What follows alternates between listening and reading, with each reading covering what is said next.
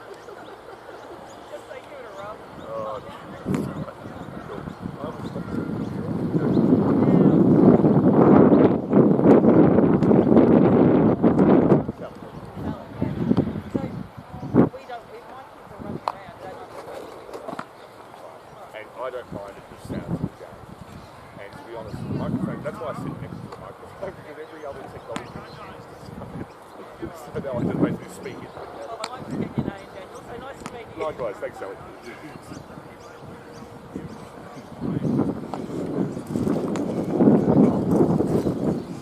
Look at that.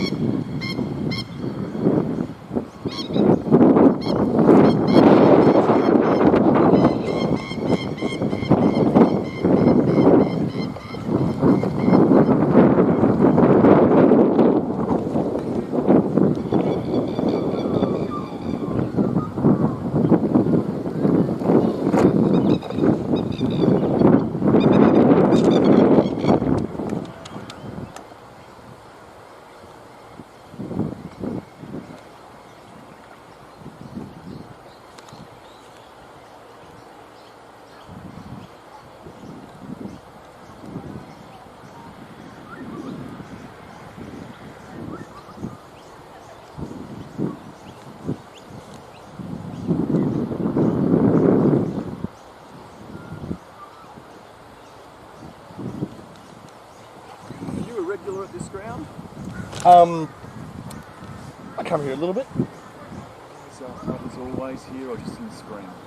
The plotters, they're worse in spring, but Evan Bancroft, who's a life member of this club, was on the KO commentary for the first day of the summer here, was probably talking less about the cricket than he was about his battle with the plovers.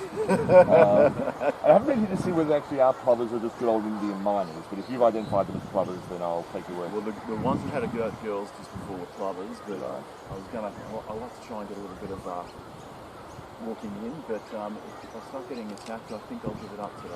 I think you might need to do that to the other ground to get away, but no. I just thought I'd go halfway and come back, just go back and forth. But... No, unfortunately you have met the local constabulary. So, well, it's not quite windy as yesterday. Yeah, well, I don't think anything could. I mean, I've lived in Brisbane 35 years, and I don't remember the days. There's probably been some. I'm no meteorologist. Know many things, but no, you notice it when you're out on the field, up like at Marching Park, where it's ripping across there. And I was being extremely sympathetic to, because I mean there were a lot of wides, and I realise that a lot of these women are learning the game, and controls still to come. Yeah.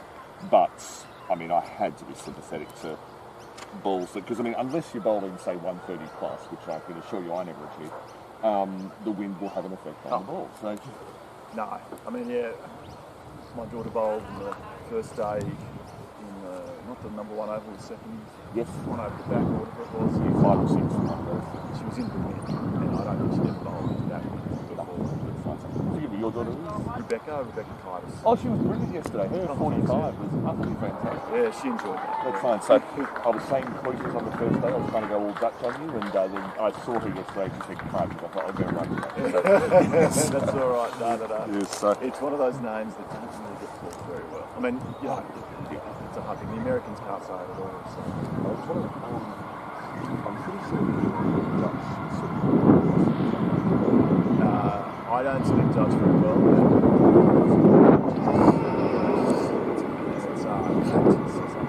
We don't say it right. That's the thing. When you go around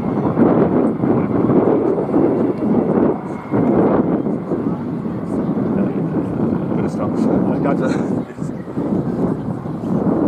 It's lovely to have some commentary on the home on the way.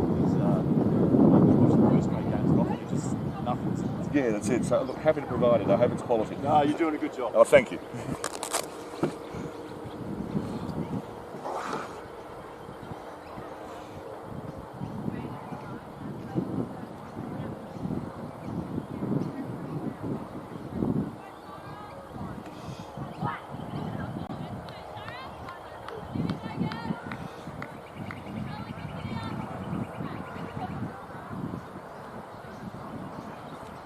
Good morning from Peterbird's Oval. I haven't conducted the audio test to see if anyone can hear me. But this is the Mazda Brisbane Premier League coming to you from Wellington Point.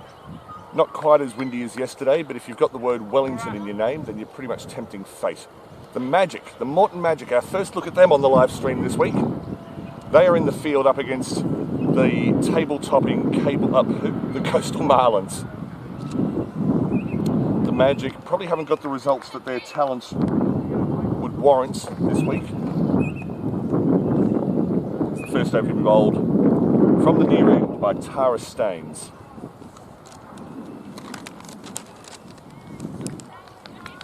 Wide and through to the keeper. Staines, she can bowl medium pace, but bowling her offies today.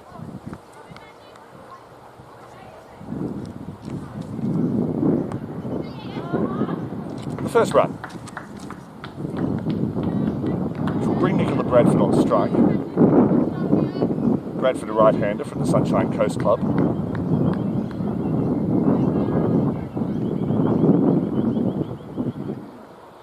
The Marlins started off with 3 bonus point victories. And then a big loss yesterday. Riley Wotherspoon, the captain of the Coastal Marlins, now at the non-strikers end on 1.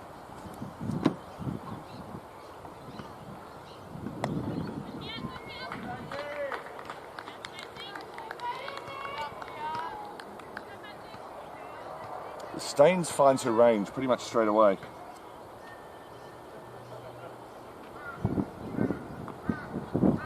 Dabbed into the offside. There might be 2 here. The outfield is as quick as it looks. It's an absolute carpet here. This is the first grade ground of Redlands. More on that club shortly.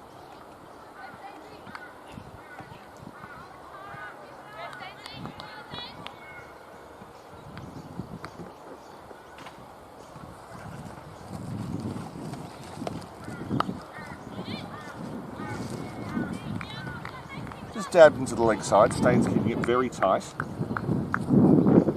First power play, meaning only 2 fielders can be outside the fielding restriction circle. And a short delivery, the eyes were lifted and bowled. Wotherspoon will be absolutely furious with herself, as indeed her body language would suggest. And Tara Staines has made a very early breakthrough for the Moreton Magic. For them to make the finals, this is a crucial game. For the Marlins, they've possibly qualified already, but that is not the start they wanted. Riley Wotherspoon is not happy with herself. She'll have one more opportunity later today. She's scored plenty of runs this week already.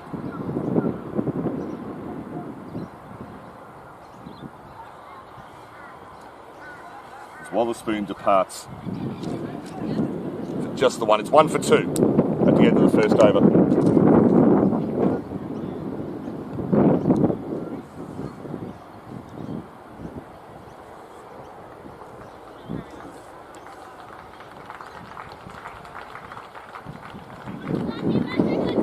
Wotherspoon receives what you might call sympathetic applause from the clubhouse. Charlotte Lutz replaces her at the crease. She'll be off strike, as that was the last ball of the over. But Tara Staines, who did very well on the losing side yesterday afternoon, in a loss to the Wave Riders, she took 4 for 24 and then scored 33. Bit of a one-woman show.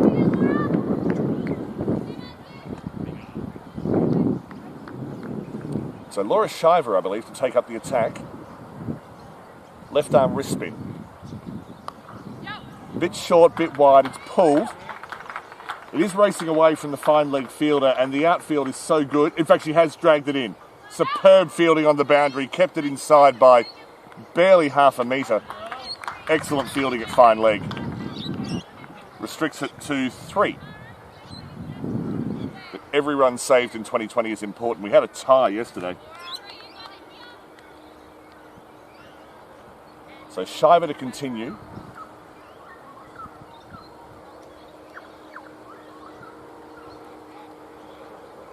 Much better line, floated, and it's hit to the fielder at point. The 2 deep fielders, the 2 outs allowed outside in this power play, are both deep on the leg sides. A deep square leg, and what gets referred to as cow corner, or as I like to call it, deep square bovine. Nice length. Lutz hits it into the offside. They've taken a cheeky single.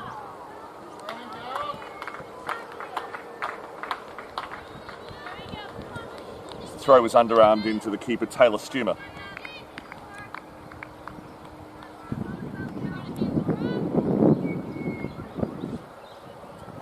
Magic making a controlled start.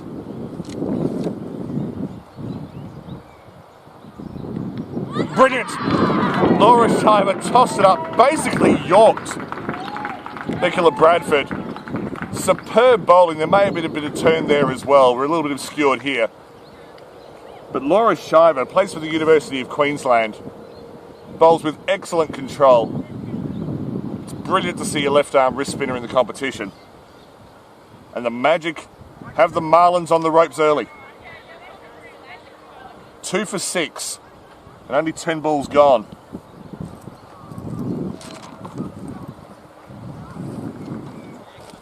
Now, for those of you who've been listening throughout the week, I have been paying attention to the live chat. I'm not quite there yet. But once I do, anything you want to say is fantastic. Keep it respectful. But if you've got any comments on the players, if you want to send Cheerios, something how to pronounce her name properly. Thankfully, I spoke with Laura Shiver this morning and got the word straight from the horse's mouth.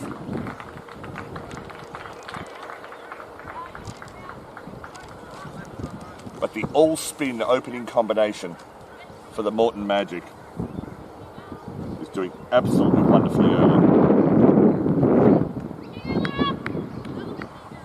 Shiver with 2 balls remaining.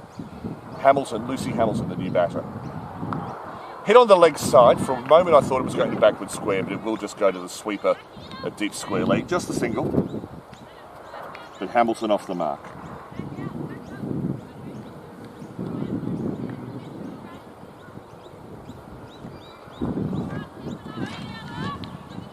The live chat is working and it's open in front of me.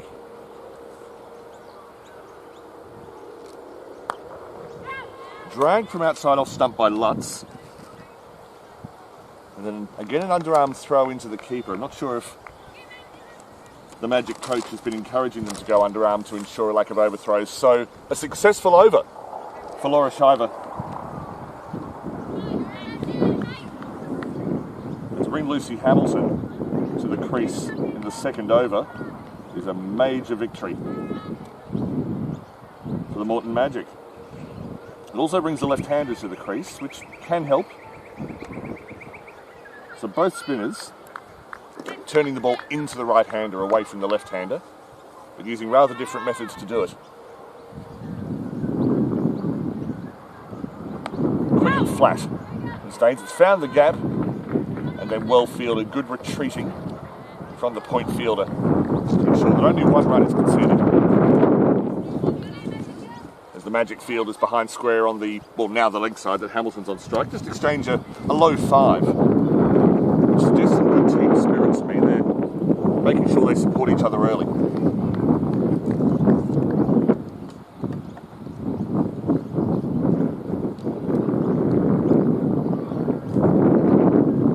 Well outside off stump, and Hamilton recognising that with the score at 2 for 9, it's not the time for extravagance, allows it through.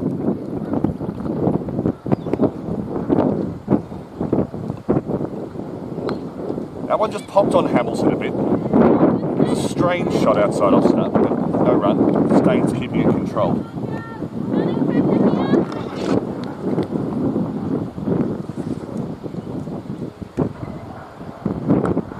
Spun a bit harder. Staines put a few revs on that delivery. It's just a single out to point. So Hamilton looking comfortable early. So this is the Redlands club. Probably the most famous player here at the moment would be Marnus Labuschagne. Came through the Redlands club and now of course Australia's number 3. And there was some turn. That tucked up Lutz. Staines showed she was in good form yesterday afternoon, not in a live stream game. Showing it on the camera for you now.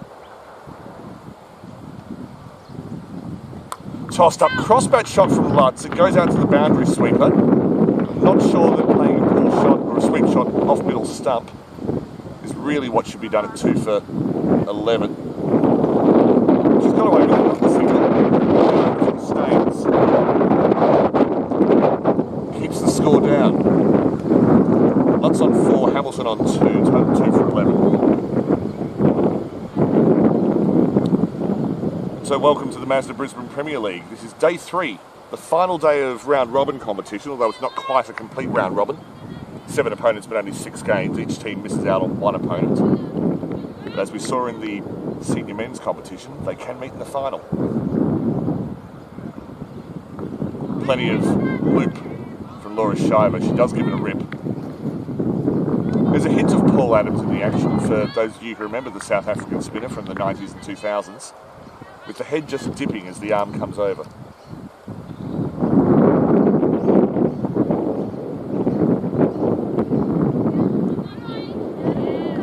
Lutz looking to score square of the wicket. Paige Hatherell at Gully has that area very well protected. Again, the 2 fielders are back on the leg side, last over of the power play. Good length ball from Shiver. They take a single. It was really Hamilton who called that through from the non-strikers end, who put the pressure on the field. Hatherell did well. And Shiver will have the treat of bowling to the left-hander as the field switches so that the 2 outfielders are now on the leg side for Hamilton. Same, deep square leg, deep mid-wicket.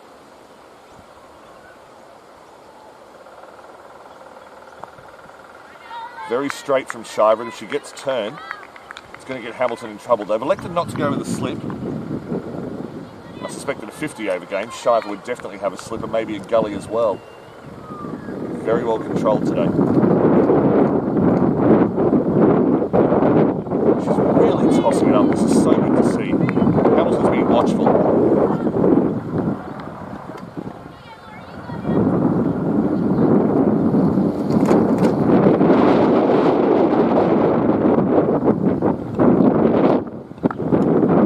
cut in front of points. A big chase on through cover.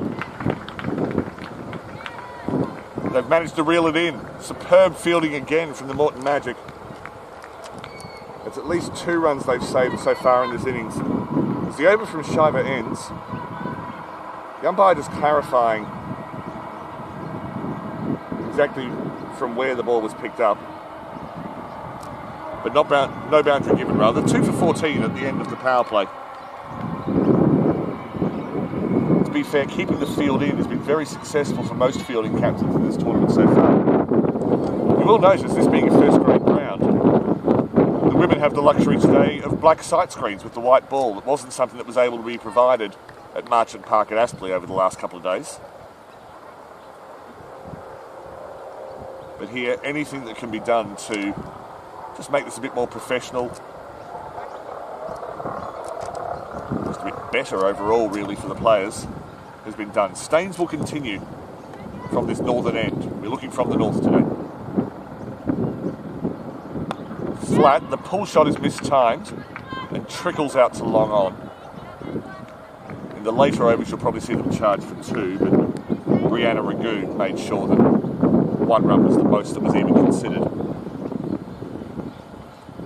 Ragoon, one of quite a few Sunshine Coast players in this Moreton Magic side, representing the Moreton region to the north of Brisbane. Well tossed up, beat the bat, possibly went underneath it.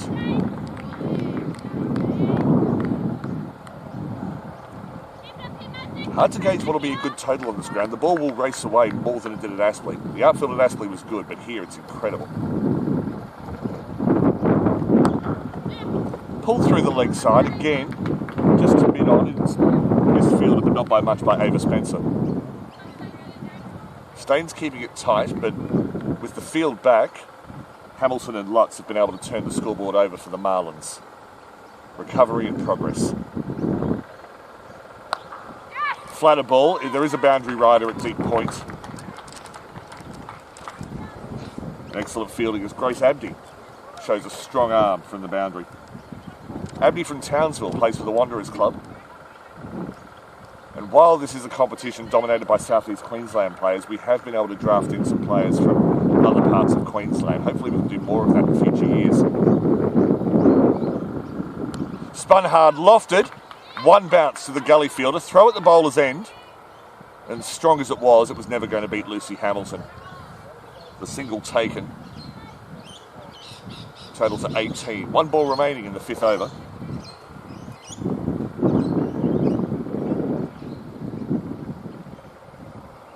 Stumped! Beautiful deception from Tara Staines. Quicker, flatter. Lutz was on the charge. It bounced higher than she expected, and the work from Stumer behind the stumps was sublime. Very quick take, very quick removal of the bails. The 3rd wicket is down for the Coastal Marlins. The Moreton Magic have the Marlins at 3 for 18.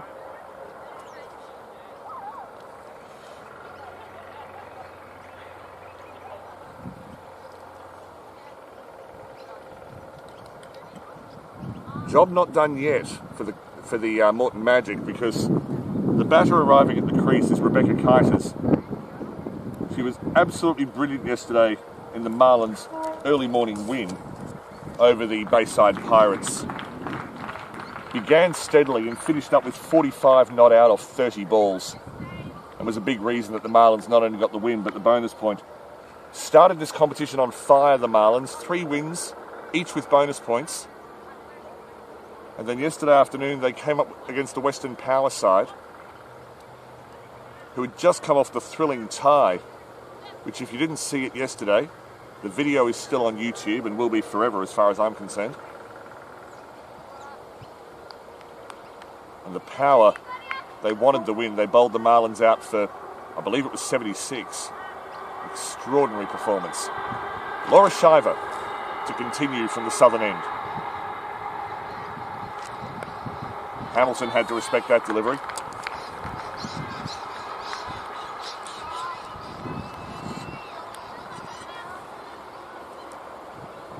That's the Cleveland Line train you can possibly see, but definitely hear in the background. A little bit shorter, cut shot. They will get a single. There's just a little misfield at cover. Not anything a fielding coach should worry about, but it does mean that Hamilton, who's advancing her score pretty much single digits at a time, she moves to 7. Off 12 balls, she can accelerate. A genuine all-rounder, 15 years old, a trailblazer for this side.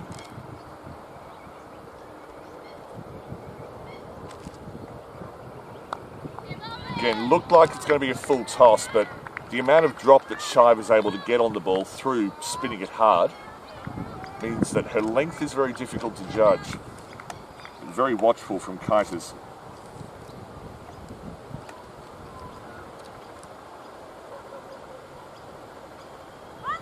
Tried the footwork, the appeal is ambitious, and this will be an interesting call. In fact, the umpire's waiting for dead ball. Yeah, correct decision from the umpire. There was no shot offered, so that's a dot ball and the batters will have to go back to where they started. For those not aware of the leg bye rule, if it hits your pad and you run, you can get a leg bye, but the rules are that you either have to be trying to avoid injuries, so ducking or trying to get out of the way of the ball, or you must have at least attempted a shot at the ball. Kiters did neither, so the run was disallowed. First genuinely bad ball from Shiver. She's dropped short and conceded 4 runs. Kiters was onto that in a flash.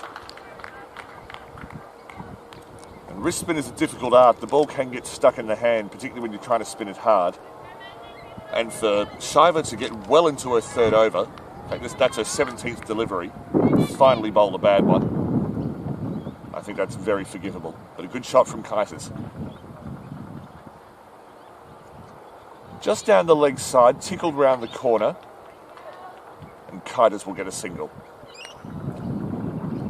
End of the over, 3 for 25. So the Marlins with a relief of a boundary in that over.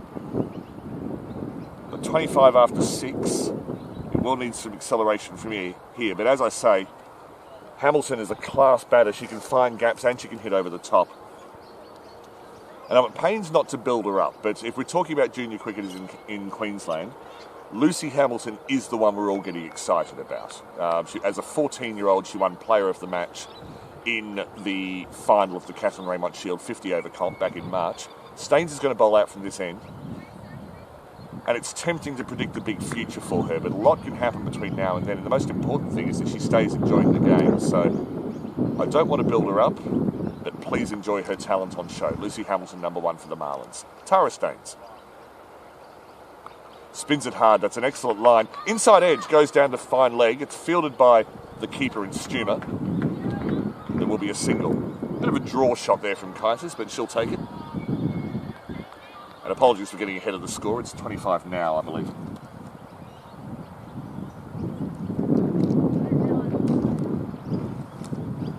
Staines around the wicket to Hamilton. Quick outside off stump. After 5 or 6 overs, the bounce here today appears to be a lot truer than it was at Aspley, at Marchant Park.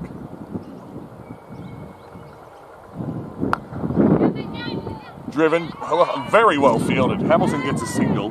That was travelling quickly to Ragu at mid-off, and she was very assured.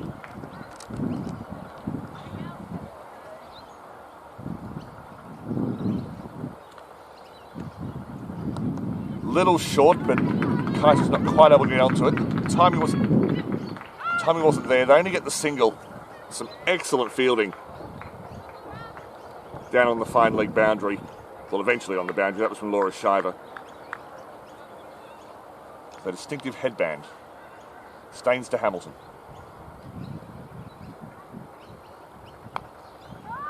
For one moment I thought that was through Hamilton, but it's been very controlled from Staines. This is her 4th and final over. She has made absolutely sure that the Marlins have not been able to break free. First loose delivery. Stop praising bowlers, Daniel. It makes them bowl worse. That may, in fact, go for 5 wides. It'll certainly be called wides. And it is 5 wides. So a rare error from Tara Staines as she reaches the end of her spell. Her sister Brittany is playing in this competition as well.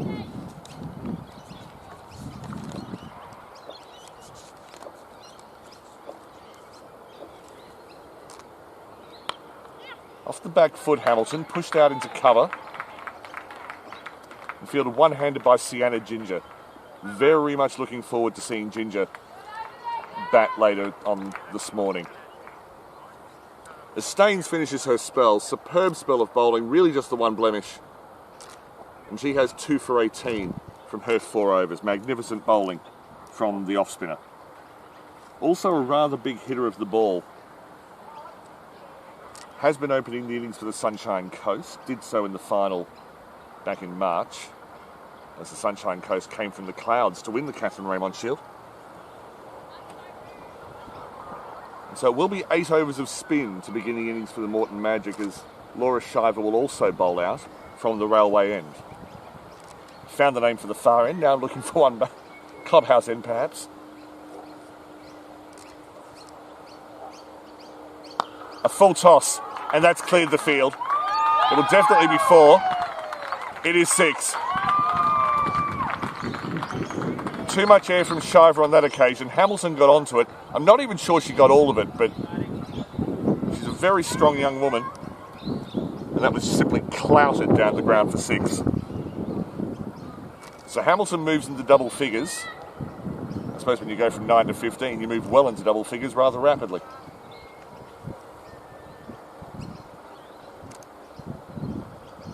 Better ball from Shiver, and Hamilton recognises it as such. Zipping through the overs as well, the Magic. It's been impressive in more ways than one.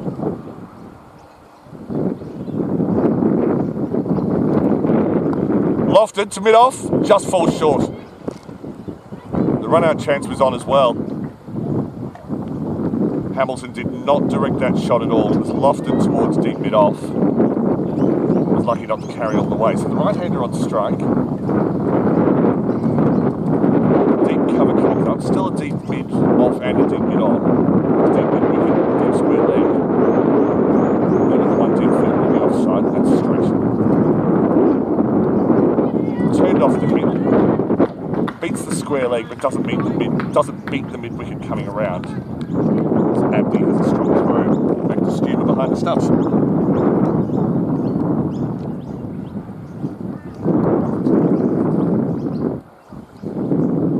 Again, the field changes.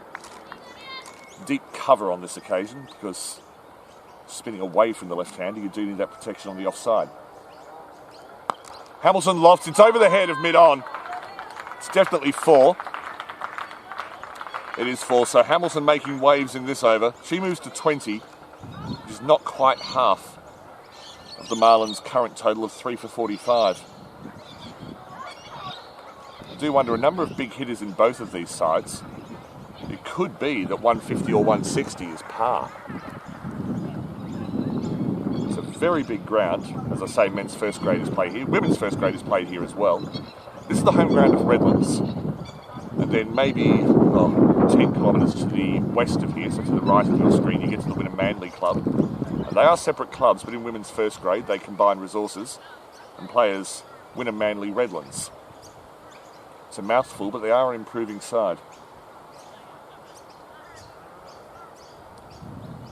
Jess Bradley, the captain, who is currently at cover, number 11 for the Moreton Magic. She has moved to Wynnum Manly Redlands this year. Played a couple of first grade games already this season. More on her in a moment. Look. Oh, dropped. Hamilton is dropped. It was a full toss from Shiver. Went to mid-wicket fairly softly and gently.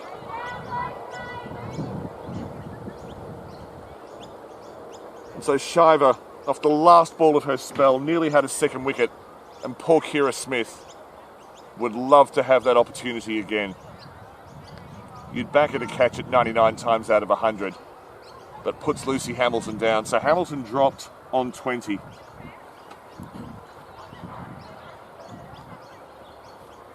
But overall, took a little stick in that over, but Laura Shiver made an excellent beginning.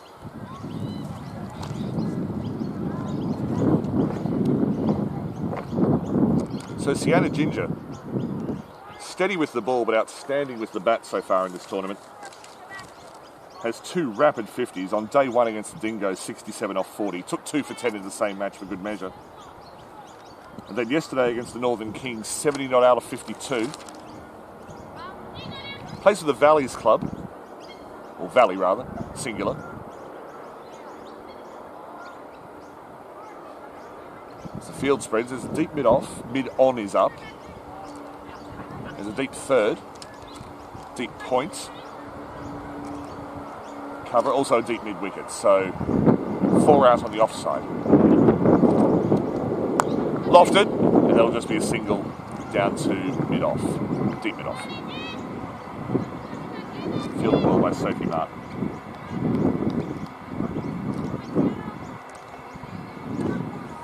So Ginger, a lot of these women I saw play first grade in the 2020-21 season. I make notes and I say, oh yeah, they're about medium pace or medium fast. They've had to upgrade a lot of them in this Premier League because they've all grown a bit. Excellent ball on the off stump. They'll sneak a single because everyone was back on the circle. It has been credited to Rebecca Kaitis. Sienna Ginger in excellent form and definitely quicker than she was last year, which is a comment I made about a few bowlers yesterday. Julian Cavanagh from the wave run.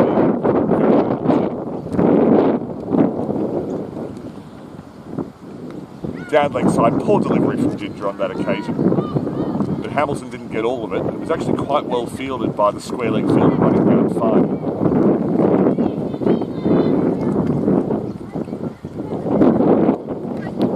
Yesterday we saw a number of bowlers struggle when the left-hand right combination was in play. But this is better ground, better conditions. Unfortunately, Ginger hasn't recalibrated effectively and concedes a wide. As the 50 is up for the Coastal Marlins, and they have recovered well. 28 minutes past 8 here, Brisbane time. Welcome from wherever you're watching.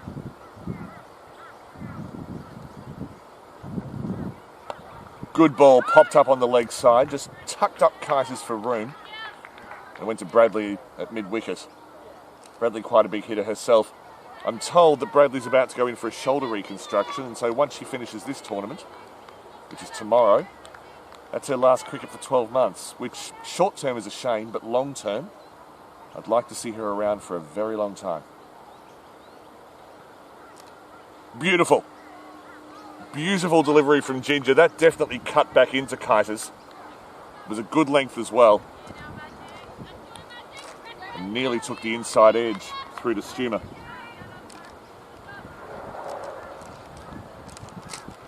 So I'm interested to see who Bradley puts on at the other end. Will it be pace from both ends?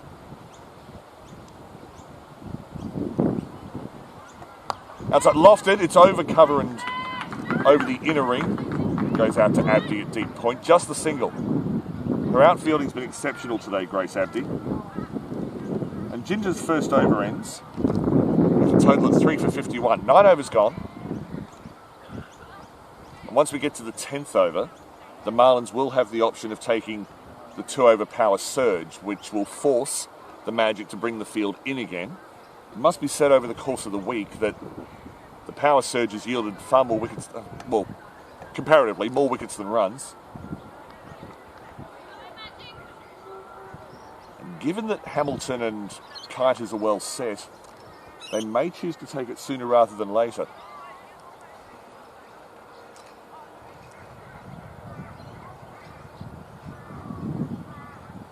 So Kira Smith will be very keen to make amends, to atone for her dropped catch of Hamilton. But first she'll be bowling to Kaitis. There's a slight breeze here today, nothing like yesterday. I think a few of us are still carrying dust from Aspen here into the Redlands.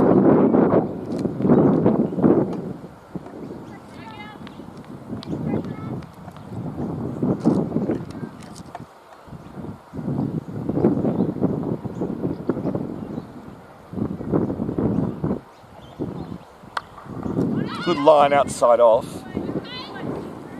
There wasn't an awful lot that Kaitis could do to get power behind the shot. And hello to Jose Pace, watching from Airlie Beach. I'll swap you. Big support for the Marlins.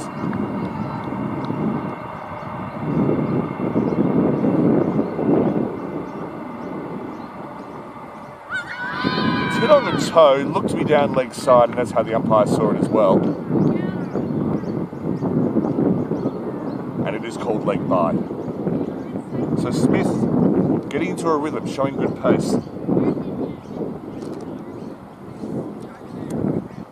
We'll see Nellie Pace later. She bowls leg spin for the Coastal Marlins. I haven't seen her back this week, but I haven't seen all the games.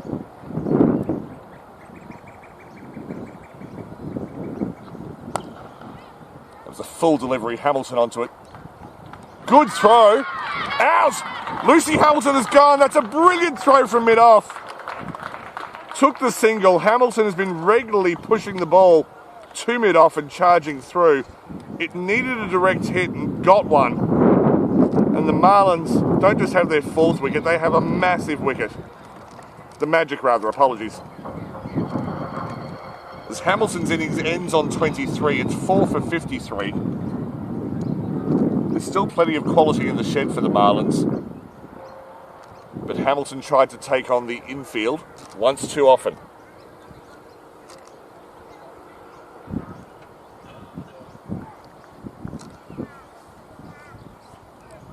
The Marlins will be able to maintain the left-hand, right-hand combination. Zoe Valencic, genuine all-rounder, with a left-handed bat as well as a right-arm leg spinner.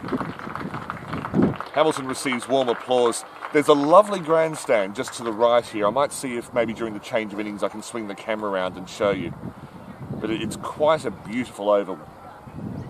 This club used to be known as Eastern Suburbs and played in the inner city of Brisbane, at a suburb called Norman Park, the not so beautifully named Bottomley Park.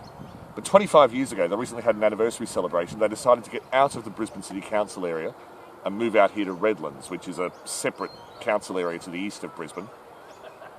Beautiful Moreton Bay is about 1 kilometre to the left of your screen. It's not far at all. And sea breezes can be quite lovely here. I don't know if they've named the wind something doctor.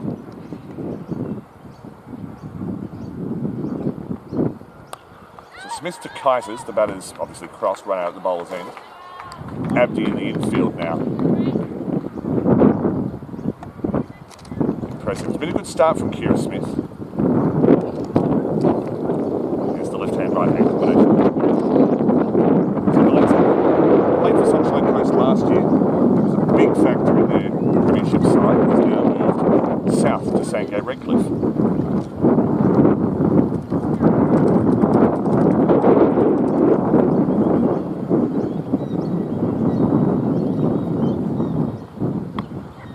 Ball just pops there, but Valencic did it well. Great throw from Abdi. Maybe just a little low to the keeper.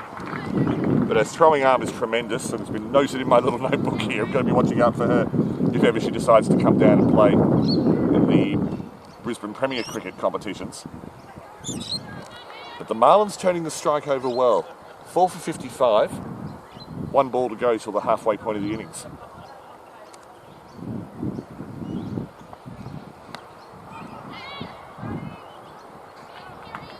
Into the infield. I would suspect that Kira Smith is hitting the seam very well because she's getting that little bit of extra bounce.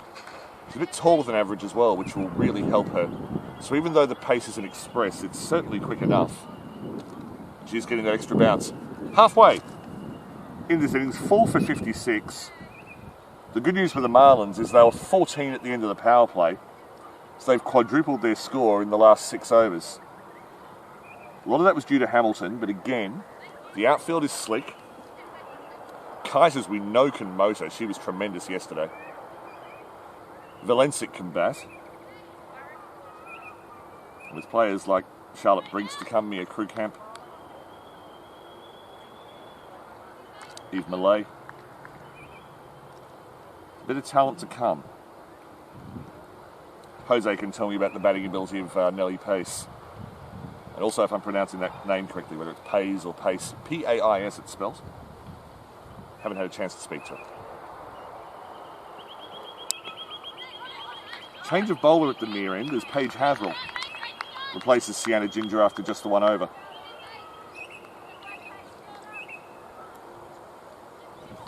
Just medium pace, but we've seen throughout this series that if you can get your line and length right, taking the pace off the ball is no impediment.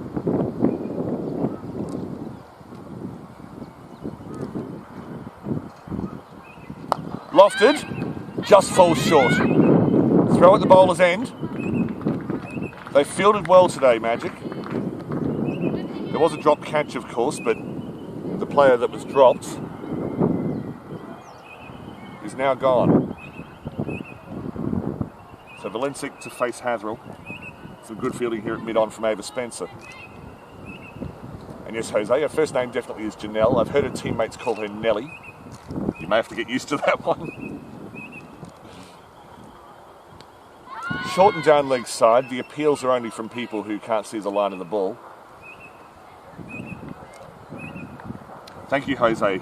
Janelle Pays made a 54 against Wynnum in the Catherine Raymond Shield last year. Playing for Sandgate Redcliffe. Very proud club, home of players like Beth Mooney and the rapidly improving Georgia Vole. Full and wide, but well fielded. Throw at the bowler's end. A direct hit, and it wasn't far away, would have had Valencic in a lot of trouble. They are well drilled, but you probably will see the fielding improve in this second half of the tournament, simply because the outfield is so good, there's less of a need to get the whole body behind the ball.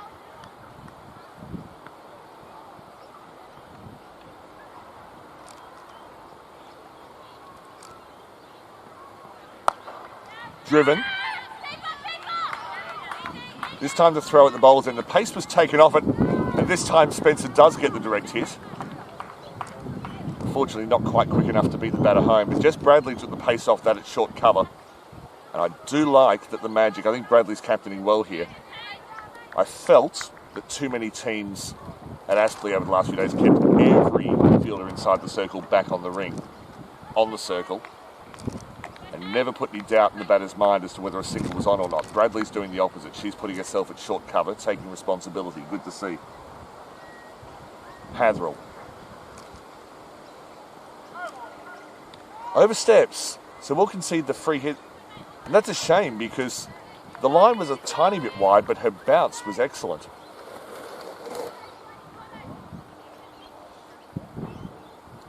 And the usual question from the bowler is like, how can I possibly have overstepped? Not guilty, Your Honour. Unfortunately, Paige Hatherell has overstepped. And now defending the free hit. But I think Bradley's got her field placings right. May not have changed it anyway.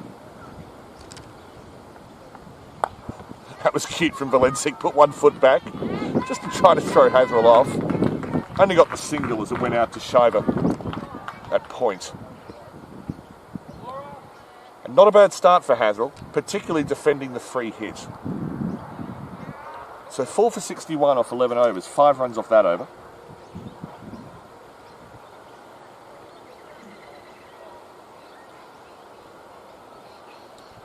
And not to take the attention away from the players, but just so you know who's rabbiting on here, my name's Daniel Viles. I've been a cricket fan since before I can remember being a cricket fan. I have done some work for the ABC, so technically you can say that you've got an ABC commentator on this match, but you might need to hide the name. Kira Smith just straight onto the legs, 4 runs. Beautifully clipped by Zoe Valencic behind square. There's a bit of protection on that leg side. And Valencic found the gap perfectly, clipped it off the toes. That's a lovely shot, as lovely as anything we've seen today.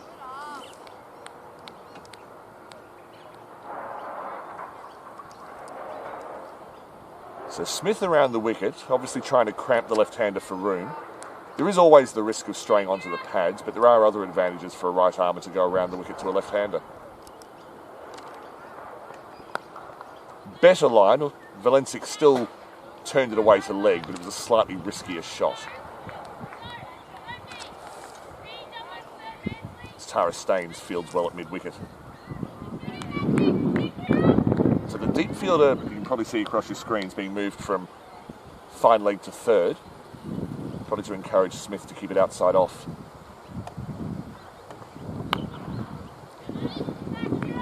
And no run. Some slick work from Spencer at cover. Now all the fielders are back on the circle, so Bradley's dispensed with the close infielder. Not sure if that's a deliberate tactic for Valencic.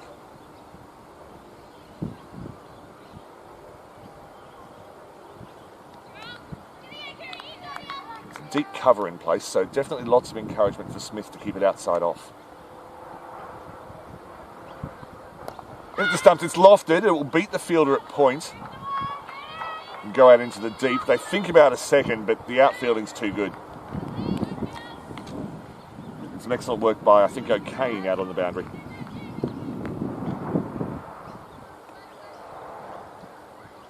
So the right-handed Kiters back on strike.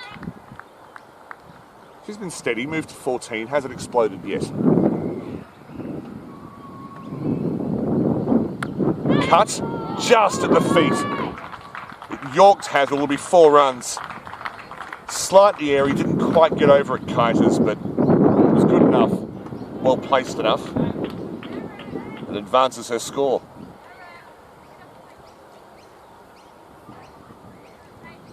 The scoreboard's showing that's over. But the scoreboard may have stalled for a little bit, which often happens when correcting errors with the electronic score sheet. It sometimes takes a little moment to sort things out.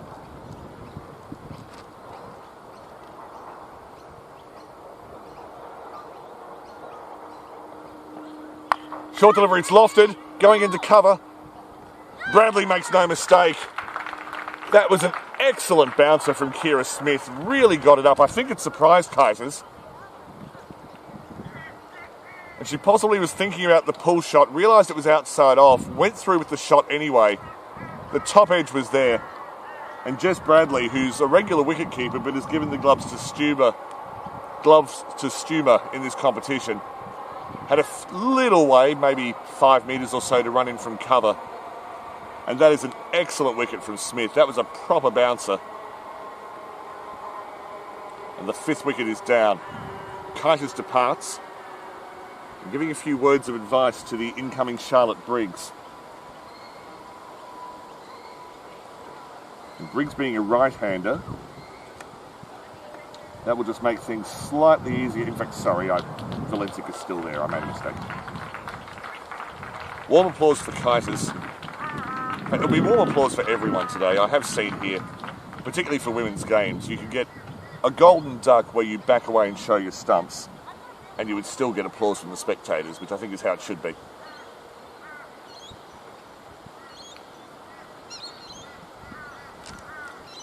Maybe if you tried to headbutt everyone in the opposition, you might not get a clap. So Hasrell will continue from the near end.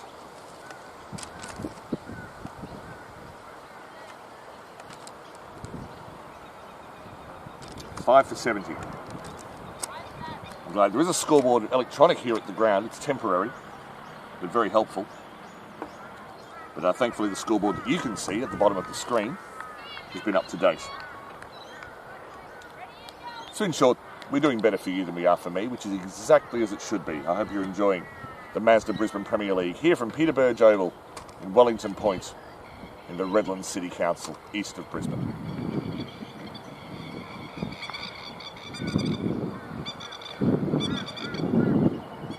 Good ball from Hasrell. She's hitting the seam as well, getting a bit of bounce. The only downside of the bounce in this pitch for the Moreton Magic, who are making good use of it now, is the presence of bowlers like Lucy Hamilton, Charlotte Briggs, Mia Krewkamp, Mel Vernick in the opposition. Hamilton in particular, who can bowl a genuine bouncer on a flat pitch, must be licking her lips at the prospect of bowling on this.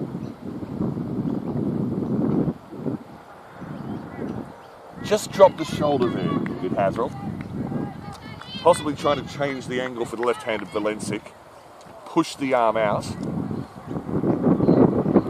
Went fair way outside off. There's wind here today.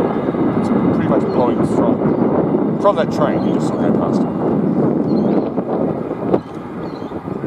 beautiful. Absolutely beautiful delivery from Hasrell. It was the perfect length. Valencic came forward, but tentatively. The outside edge was very much brought into play.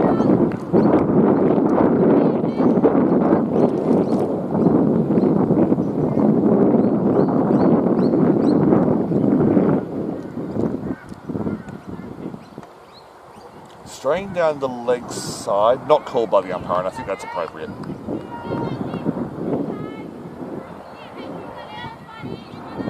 As most teams will say, as long as there's consistency across innings where a ball that would have hit the batter in their normal stance is not called wide, if that's applied consistently, no problem at all.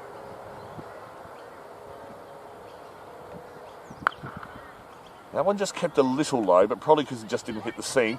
Hesitation among the batters, but they do get a single in the end. And that was the appropriate reward for that shot. Briggs on strike for the first time.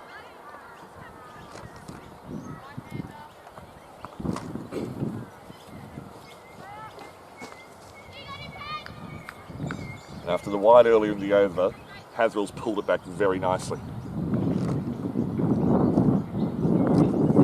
Charlotte Briggs, important cog in this batting lineup for the Lions. For the who? For the Marlins. Apologies.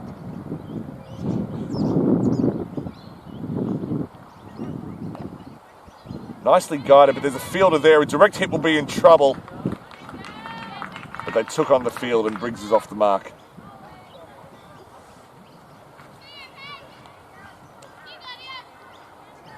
And I confessed I may have missed a power surge signal from the umpire because, oh no, apologies, no, there are more fielders deep than I had seen. Beautiful! An in-swinging Yorker from Paige Hasrell has accounted for Zoe Valencic. It was full, you could see the movement. And after overcompensating with a wide arm earlier in the over, Hasrell got that absolutely right. Valencic departs. And it's 6 wickets down. Extraordinary work from Hasrell. And the bowling performance and the fielding performance from the Magic has been utterly superb today.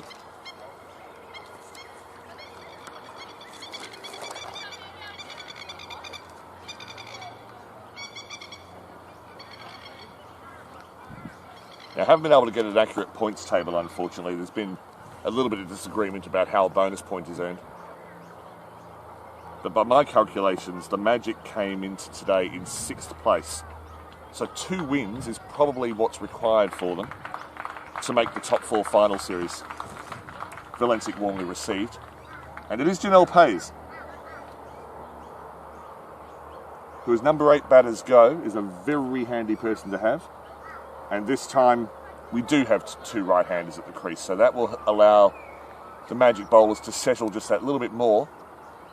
Although after that last delivery, Paige Hasrell might be asking for more left-handers to be coming out. So Pays will be at the non-striker's end. Briggs remains on strike. And Kira Smith to continue from the railway end. The southern end. The wind has completely died off for the moment. The flags in front of the clubhouse are basically limp. Ooh! Briggs walked a long way across, and for one moment I think Smith thought that she had a bolt around her legs, but again, I do like this wide interpretation that the umpires are applying.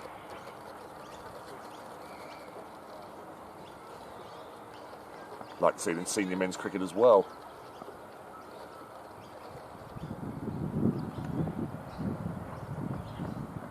Slower ball, I think that might have come off the foot. Heading down towards the boundary, there's a big chase from the fine leg fielder coming across. Very well done by Martin, keeps it to 2.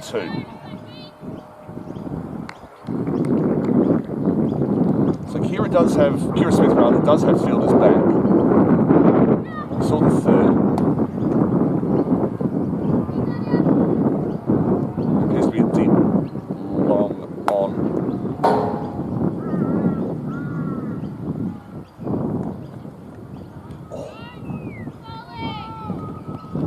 Briggs going for a cheeky dab outside off stump, and given that there's a deep third in place, and a gully, and a cover, I'm not entirely sure what the plan was. It seemed to be a low reward for a big risk.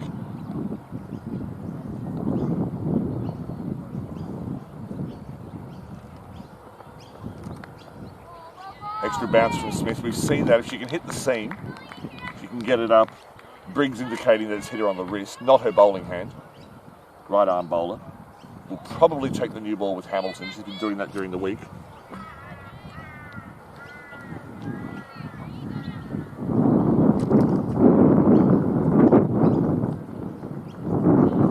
Six for 76.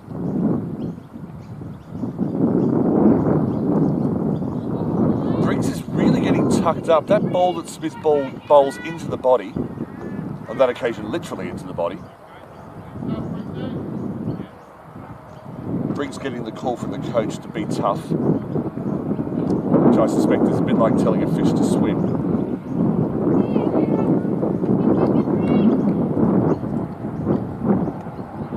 But perhaps Smith has worked out that Briggs might be a little bit uncomfortable on the pull shot, so if she can tuck her up by bowling into the body, that might be good economical bowling.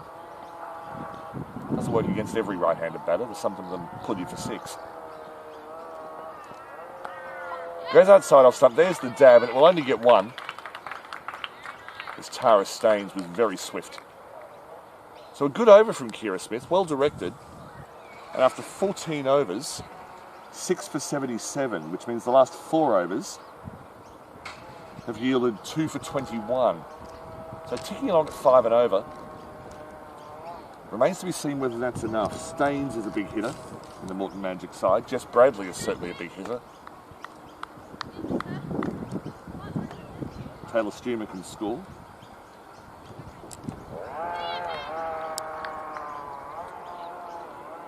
And Hasrell, who's bowling very well from this end. The clubhouse end. Let's call it the members end. Let's be posh. She has 1 for 9 from her 2 overs. And of course the last ball she bowled was a in-swinging Yorker to account for Zoe Valensik.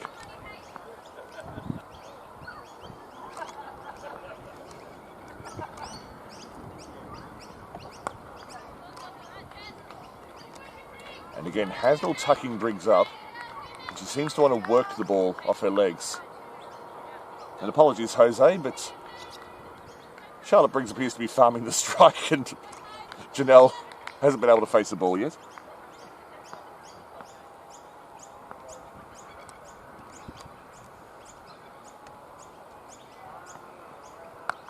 Little short and wide from Hasrell, but just the single.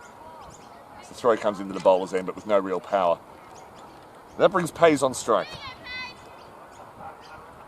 Right-hander. Just 14, I believe. I saw Pays for the first time playing in the 2020 Catherine Raymond Shield final back in December last year when Grace Harris put on a show. But I think she was selected in that match purely for her fielding, and it was definitely impressive. She has a good throwing arm. Is very quick across the turf.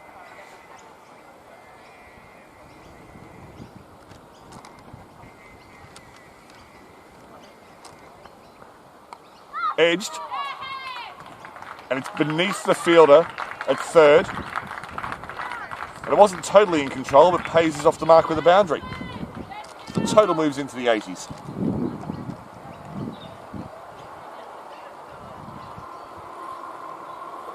And you will notice me sending shout-outs. Jose's chatting to me from Early Beach at the moment, the lucky devil. But wherever you're watching from, feel free to have a chat, send Cheerios. Let me know if the camera's been blown out of alignment. We've had that happen a few times. It was calling at Ipswich last week, and we had 14 overs of the camera pointing in the wrong direction because a bird had landed on it during the change of innings. Didn't discover it till I watched the video back later. And again, just every now and then, Hasrell will get that bowling arm just a bit low, and on that occasion, swung it round to the offside. So it only happens every now and then. Just every now and then, the bowling arm drops.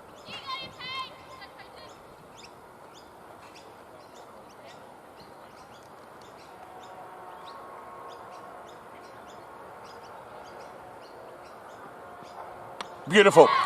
That was a good length delivery, just short of a length. Hayes played around it, didn't really move forward or back, and it hit very high on, well, certainly middle stump, maybe middle and off. But Haswell gets her second bowled wicket. Hayes, unfortunately, departs for 4. Not the innings that she wanted. And the 7th wicket is down.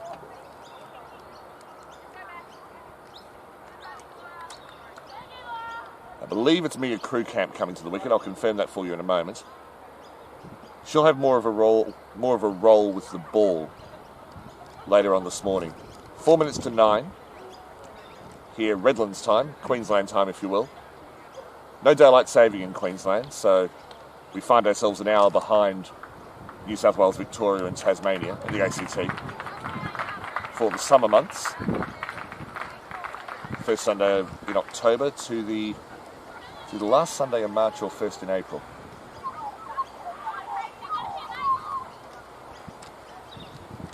Some magpies have settled on the sight screen behind me,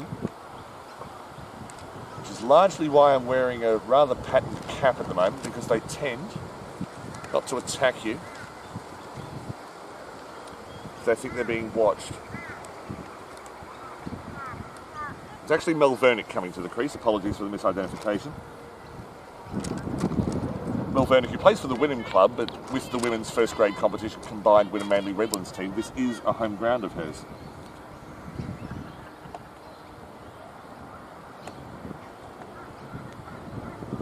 Beautiful Yorker.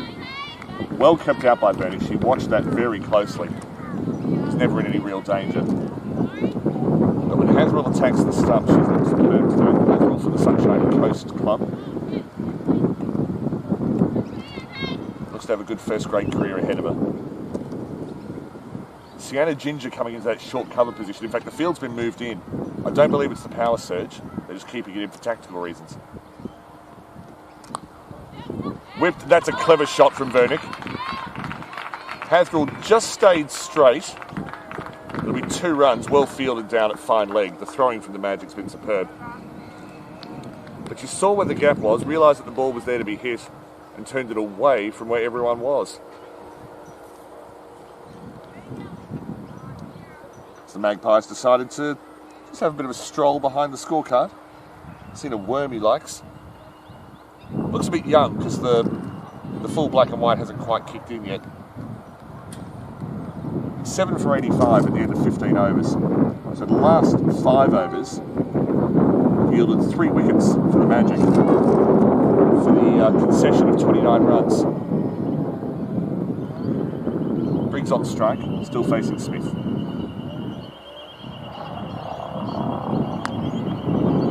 I do like that extra bounce that Smith gets. She can hit the seam. Just gives the batter something extra to think about. Magpies, the least of our worries here at Peter Burge Oval. Over to my left, there's a number of trees housing some rather aggressive plovers. And they have been known to ensure that that side of the ground is occupied only by plovers. Humans, get out. All tucked up. I think they've worked Charlotte Briggs out. If they can bowl the ball into the body, she will still try to play it to off. In fact, they've done away with anyone behind square on the leg side. The deep fielders are at third. Deep mid-off as well. The field is being kept in without any power surge required.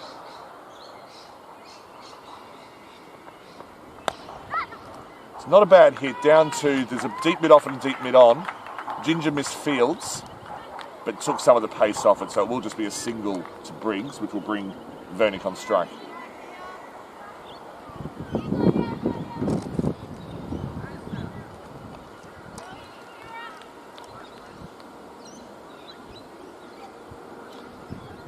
Mazda Brisbane Premier League action. The last day of the round robin series.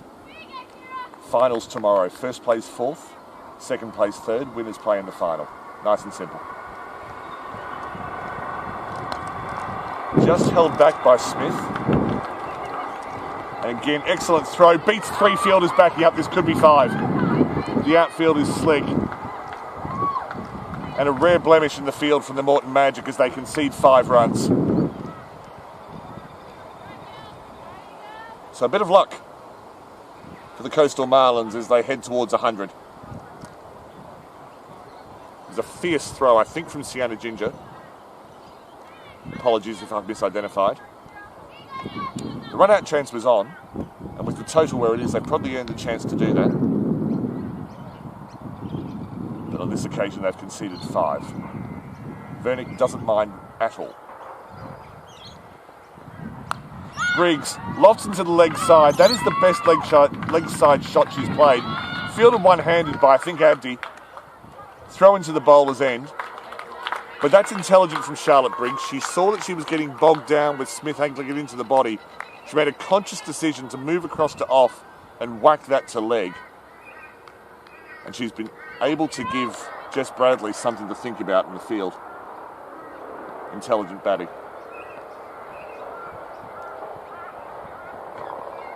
Does it again. This one's not as far, and it is caught at square leg. Smith had the confidence to go for a second bouncer. And well taken, I think, by Brianna Ragu, just backward of square.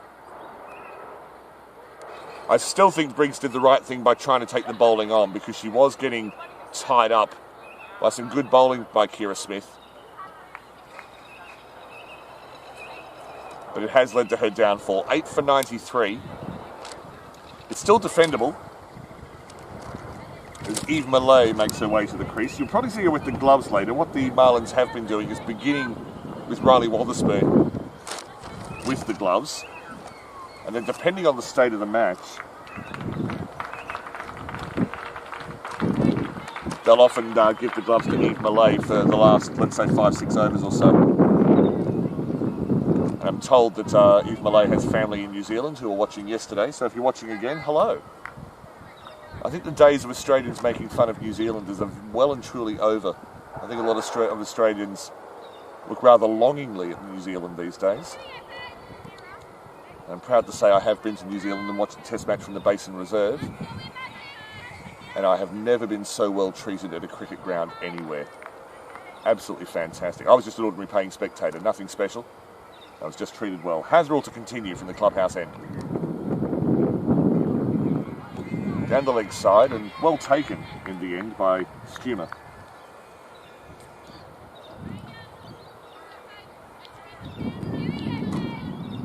So they haven't used many bowlers. This is the 17th over. Ginger's bowled 1, and then Staines, Shiver, Smith and Hazrell have each bowled 4.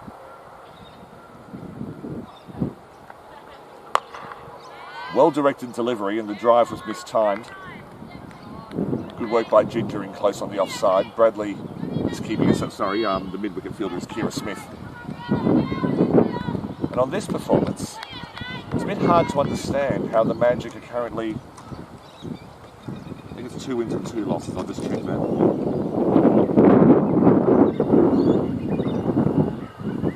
Outside off,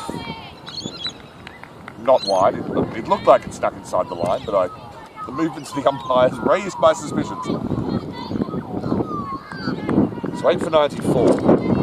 They would like to make triple figures, Marlins. Let's have a bit more confidence.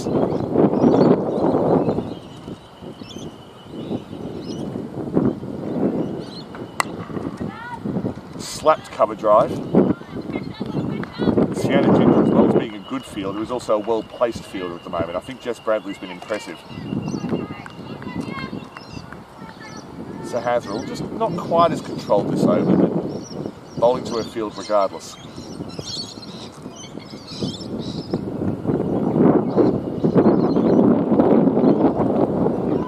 And that one did not bounce at all, but the arm was lower from Hazrell.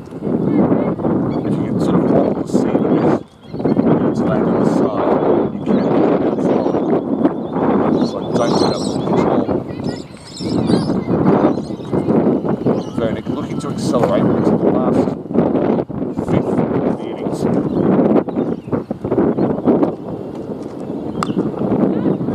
Doesn't beat the infielder. Take a single shot at the bat at the keeper's end. It missed, and Stumer wasn't able to gather. So Vernick able to get off strike. 8 for 95.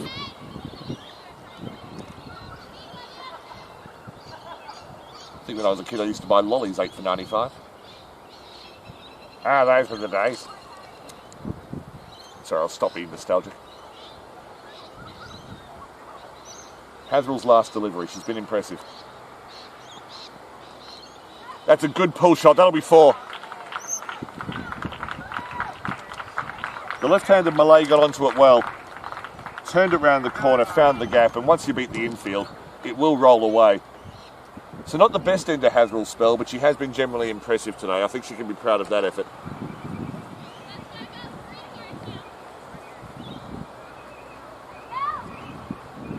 She finishes with 2 wickets. But now the last 3 overs will need to be bowled by new bowlers. Now, not an unusual tactic. There was a bit of a trend in 50-over cricket in the early 90s where you get your 4 best bowlers to just bowl out in the first 40 overs, get the opposition, say, 8 down, as they are here. The power surge has been taken. 1 over before it would have been compulsory anyway, although we didn't see it enforced yesterday. It was interesting in one of the matches. It will be Sienna Ginger from the railway end. Bowled her only over so far from the clubhouse end, but switch to the railway now. Not a bad 5th bowler to have up your sleeve. But yes, using your 4 best bowlers to try to barge through the batting order early. And Victoria won an interstate one-day competition using that method. And Jess Bradley has more or less employed it here. So the field is out. Grace Abdi's gone to deep mid-wicket.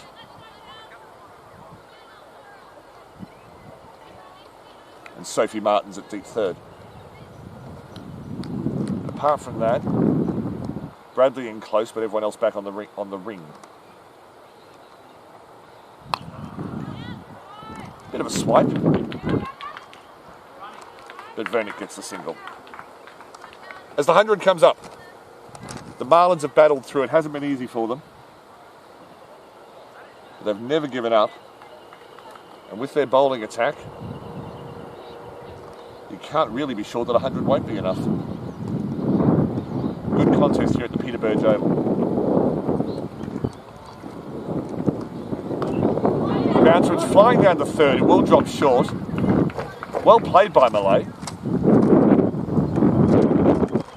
The bounce here is consistent, and for quick bowlers who bend their back, the rewards are there. But also for batters who love playing the hook and pull shot, they won't mind seeing this bounce either. Length balls are bouncing truly. Everyone's got a chance on this wicket. It's a wonderful place to spend the last 2 days of this competition. Vernie, oh, drop chance. It was sharp. We'd be raving about it if Ginger had held on.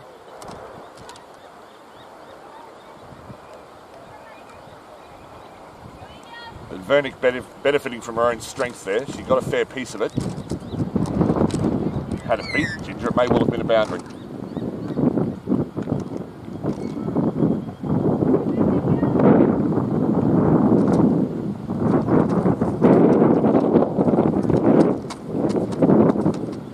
Fuller, that's lofted, that will be 4. Again, not perfectly timed, but the footwork was excellent. And the placement was superb. And while it wasn't a premeditated shot, I'm sure that Vernick was thinking, if it's pitched up, there's a lot of land back there. So Ginger, maybe just slightly betwixt and between there, not a Yorker, not a half, not a back of the length. If you bowl those half volleys, you can go the journey in these final overs. 8 for 105, Vernick on strike to Ginger. Much better delivery from Ginger. Got the Yorker right. Took a little bit of pace off it. Vernick's looking disappointed, but really, well, she wasn't outwitted, but it was just a good delivery.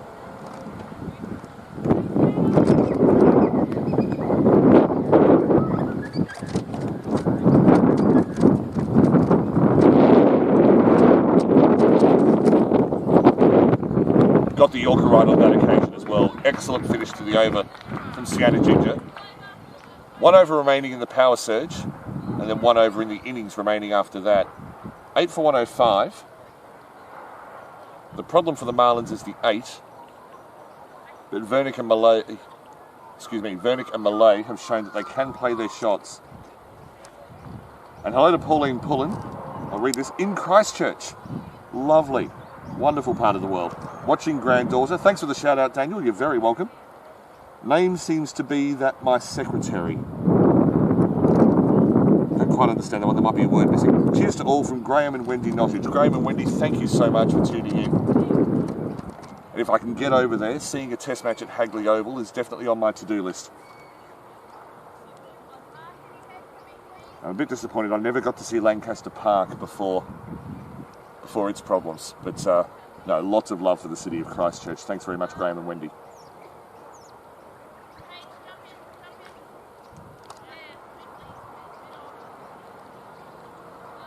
So Grace Abdi from the clubhouse end. And will bowl to the left-handed Eve Malay.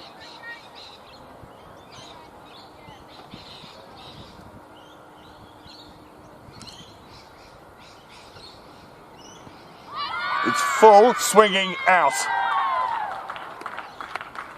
I've seen worse starts to a bowling spell. Grace Abdi kept it full. About medium pace, but even from this angle you could see that there was movement back into the left-hander. Malay had to go for it. With 11 balls remaining in the innings, maybe she should have taken 1 ball just to assess what Grace Abdi was going to do. You don't always get a new bowler to face in the 19th over of the innings. Tried to whip it off the toes, but it was just too quick for her. And so Malay is out. The number 11 is Mia Krewkamp, who bowled with great pace over the last couple of days. We've been lucky enough to see the Marlins on each of the 3 days on the live stream in this series.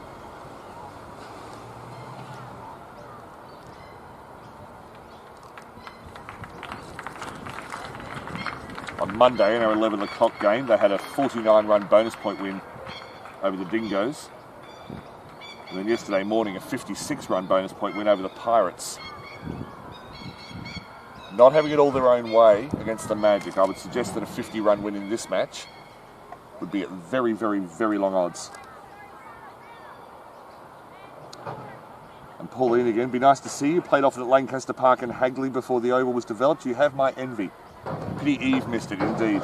Indeed.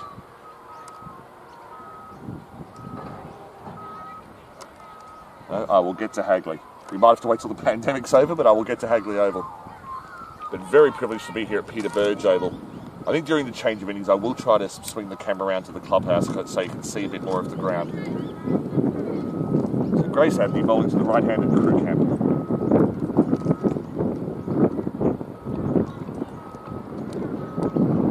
Plenty of outswing, but unfortunately it started from well outside off stump.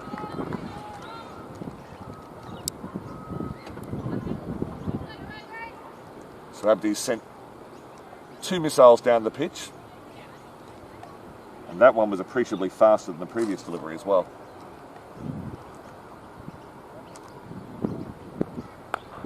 Pushed into the offside. And Bradley was a little way back. Some singulars there, and Krewkamp's done well to get Vernick back on strike.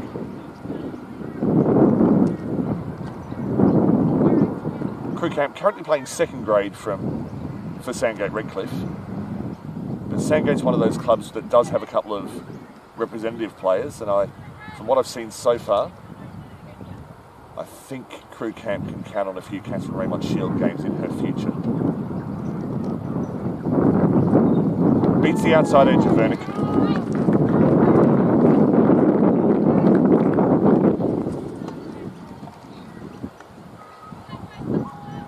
Thank you, Pauline. I will swing the camera around during the break.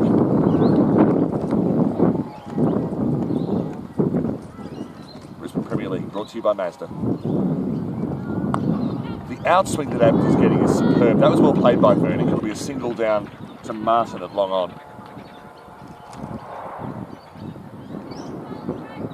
It's the Moreton Magic. Probably need 2 wins today. The Marlins would like at least 1 win.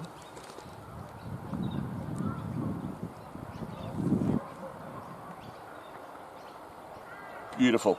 The bounce she's getting. I must confess I hadn't seen Abdi before today. I tend to be tied to Brisbane and she's from Townsville.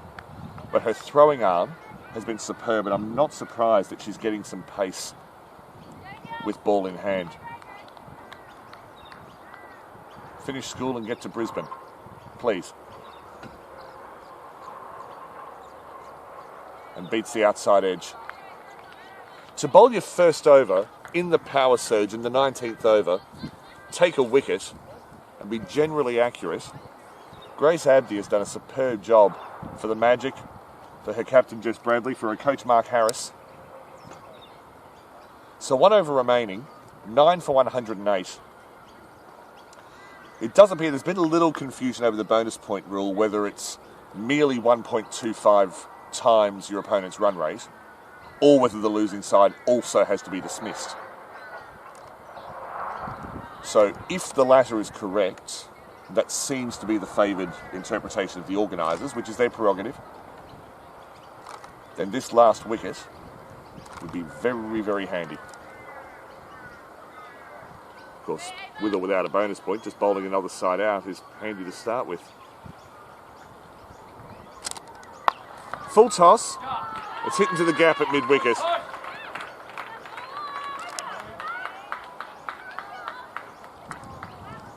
And they'll take 2 runs. Ava Spencer is the bowler from the far end, the railway end. And of course the disadvantage of bowling your top bowlers out early is having a debutant in the 20th over. Better length, slapped into the offside. It's cleared the infield. It's not running away that quickly, and Hasrell does well to field a backward point. But another 2, and Vernick is throwing the bat intelligently.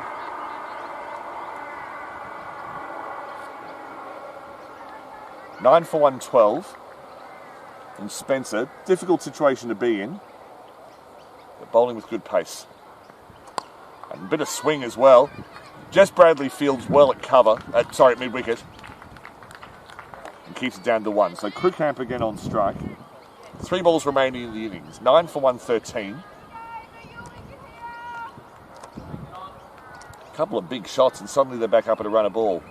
But with this outfield, a run a ball isn't all that difficult. Beats the outside edge.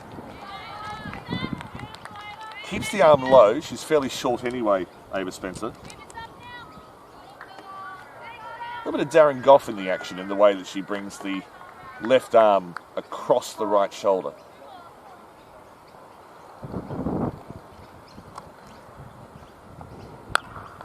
Crossbat swipe from Krookamp. Didn't time it and wasn't able to get it past Bradley at mid-wicket. She set her fields well today, Bradley. So 1 ball remaining, 9 for 113. Spencer looking for a wicket. Krookamp looking for anything. Vernick should be sprinting up the pitch. Crossbat shot, it's hit low down. Hits the pad. There'll be a leg by. And the innings will finish at 9 for 114. An excellent performance by the Moreton Magic to restrict the Coastal Marlins to one of their lowest scores of the series. They started the series on fire, a couple of wobbles late for the Coastal Marlins. It's unlikely to affect their semi-final chances. But the Moreton Magic have done an absolutely superb job, 9 for 113. The full scorecard will be on your screen shortly. That's operated by the scorers. And this frog box system is automatic. The bowling figures will be after that. Lucy Hamilton batted well to get into the 20s. Apart from that, it's really not until you get to Melanie Vernick down at the bottom of the order that you see another double-figured score.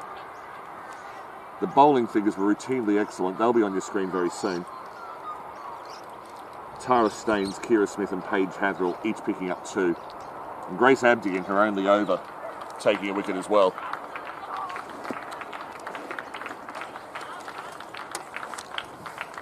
So I'm just going to turn the camera. We'll go slowly. You can see the players leaving the field. That's the pavilion. Little grandstand. There's no seats in there. It's only concrete. And if we go further around, that's the clubhouse. And the women today are able to use the dressing rooms that are used by the men's first grade sides. as they play here. The women's first grade get to use it as well. So that's the change of innings. And because it's so picturesque, I might just leave the camera on the grandstand that's here during the change of innings. So I'll take a break for about 10 minutes or so. And when we return rather, it's not all about me. In fact, it's not at all about me. We will see the Coastal Marlins defending their total of 9 for 113. I'll join you again in 10.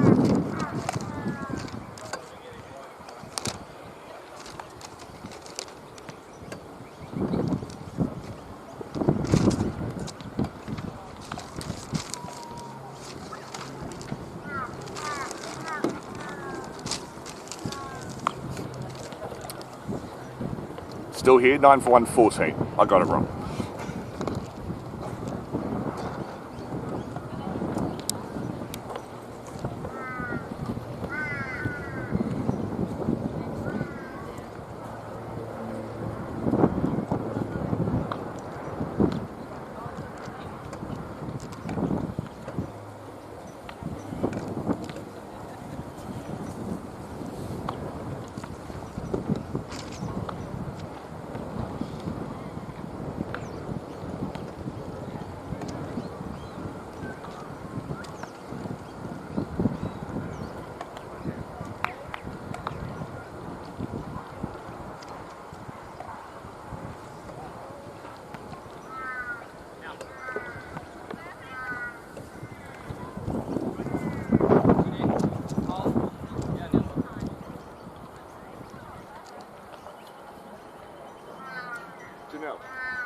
Graham and Wendy say hi from Christchurch. Oh, okay. Yeah, they contacted me through the live chat on the commentary. Yeah.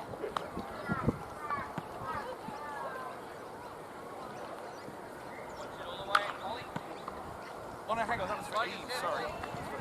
Sorry. Graham and Wendy for Eve. It was Jose from Early Beach. Oh, okay. That's right, sorry. Eve. Graham and Wendy say hi from Christchurch. Sorry, I'm a very smart man normally, just not today.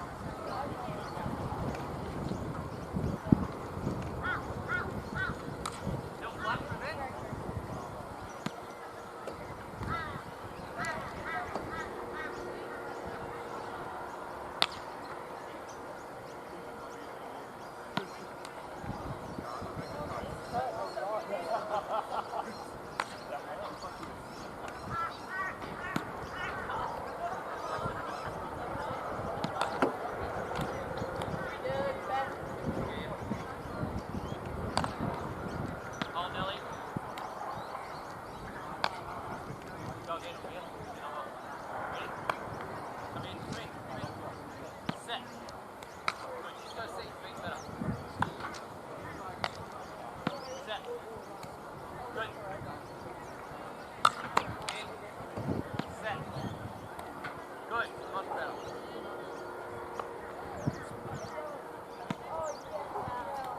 Good.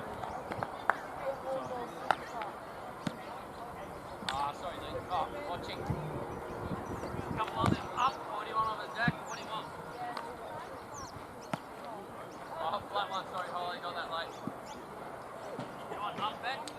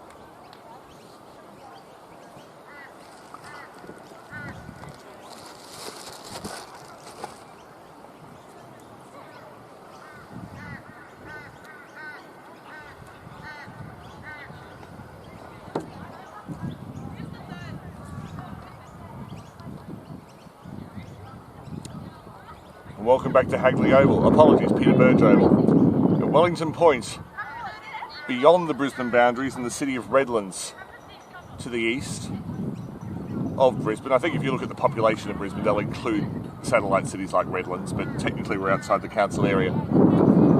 This is the Mazda Brisbane Premier League under-19 women's competition. The senior men's and the under-19 men's are over.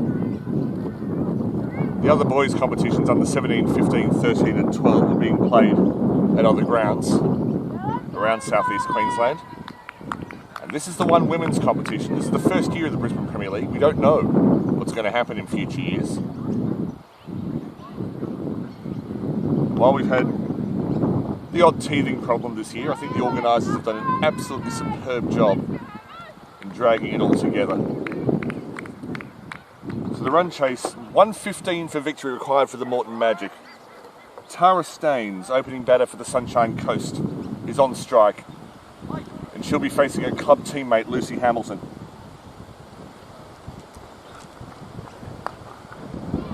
Well pushed into the offside, beats the fielder through the legs, but will be fielded at deep cover. The two fielders outside the circle in these early overs. Charlotte Lutz is at deep third. And there is also a... I can't find this one. Deep mid-off. You can probably see better than I can. Taylor Stumer, kept well, now facing Hamilton. Good ball, back of the length, quick. I repeat, this bowler, Lucy Hamilton, is 15. She has a genuine bouncer.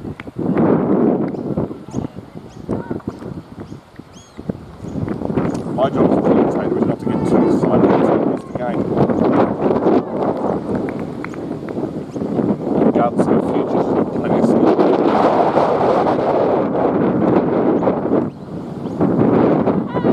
Just a little flirt of that from Stumer. It's old Sunshine Coast Club action at the moment. Both batters, all from the Sunshine Coast Club, all played in the grand final victory in the women's first grade competition in southeast Queensland back in March. They are building something special up the coast.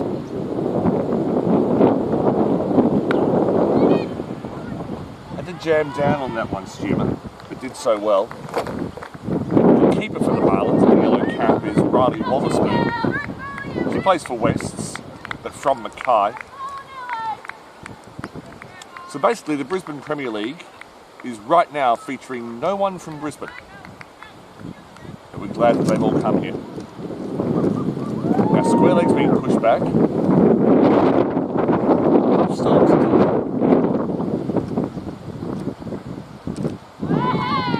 outside the off stump. Obviously you've got a fair bit of depth perception error here, but I'm guessing the mid off and mid on are up. There's definitely a deep third in the square leg. 115 required for victory.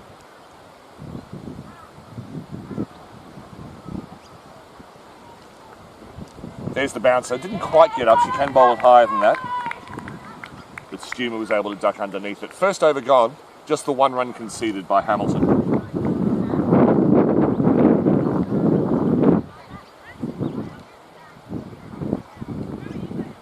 So this is the Mazda Brisbane Premier League under-19 women's competition. Zoe Valencic will open from the clubhouse end with right arm leg spin. She knows this ground well, as I say. Her team home ground, if not her club home ground. Wotherspoon up to the stump. Spin in the early overs definitely worked for the Moreton Magic. They had 8 overs of it to begin the innings. They took 2 for 14 in the power play. Deep fielders, there's a long on and a deep mid wicket.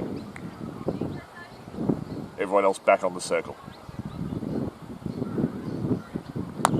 Full delivery, it's driven. Hayes gets down well and get off.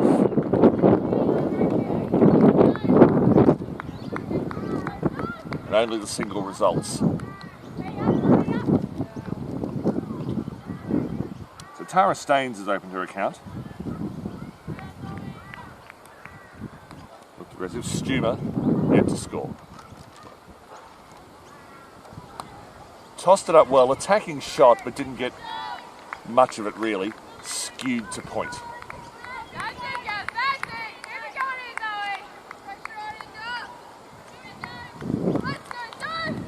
My name's Daniel Viles, and basically I'm a spectator with a microphone. I'm a fan of this, and I hope you are as well. In fact, you are. That's why you're here.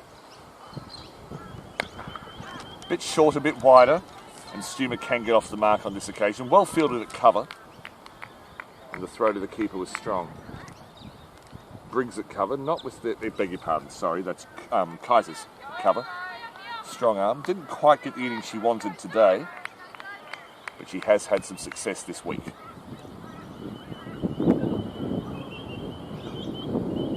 Good ball from Valencia. Got some turn as well. Bit of bounce. Staines is turning the strike over well.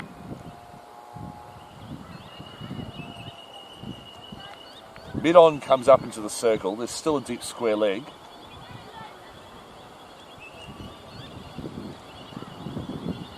Can't quite see how deep fine leg is. They may only have the one fielder out at the moment. Down the leg side. Not called wide. Which again is consistent with the first innings interpretation.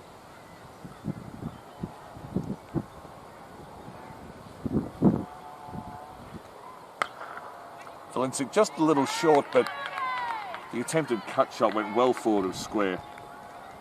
And Kaiser's got the body behind it. None for 4 at the end of 2 overs. The power play, bit of a different concept, as Nicola Bradford is doing cartwheels at square leg.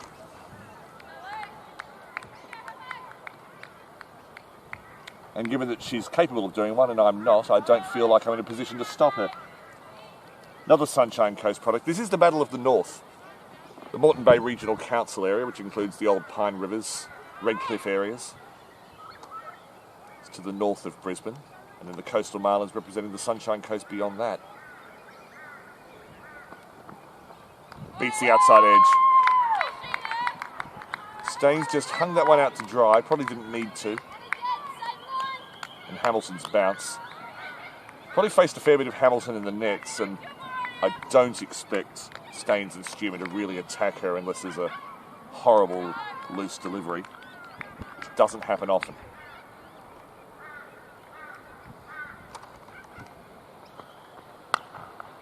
Pushed into the offside for a single. The fielding was good from Valencic on that occasion, but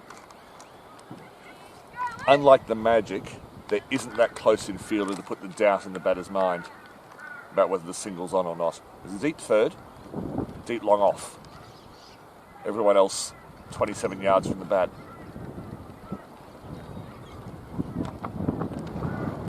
Beats the outside edge. That wasn't far away from Hamilton. That's 27 metres, 30 yards. Again, the live chat is on, so anything you'd like to say, keep it respectful, but if the camera's in the wrong position, the wind's too loud, want to send a cheerio, which I nearly mucked up during the change of innings. Mistimed pull shot, but there was some good intent there from Stumer.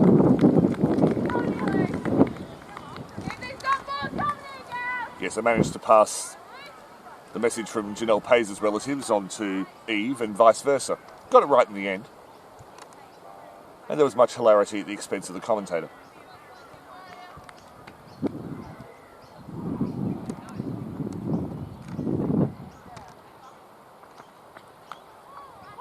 Tucked up. Was keen to get onto the front foot there, Stumer, but Hamilton's length generally gets it up into the tummy. 16 minutes to 10 in Redlands to the east of Brisbane. A beautiful flat wicket, plenty of bounce. It's true bounce.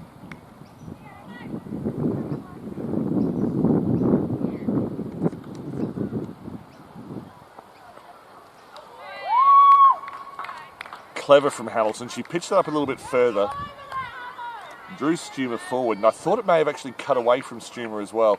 Classy bowler, Lucy Hamilton. She started well. It's none for 5 off 3.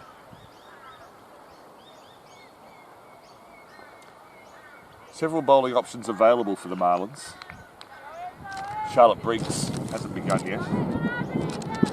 Charlotte Lutz, who's down here at long on, is an option. She gets to about medium pace. Mia Krewkamp has shown herself to be quite quick.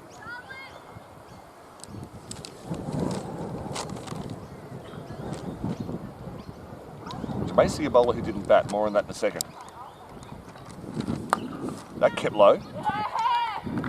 But Valencic tends to spin the ball more sideways than at that 45-degree angle, so she doesn't quite zip off the pitch that some leg spinners get. It's still very effective.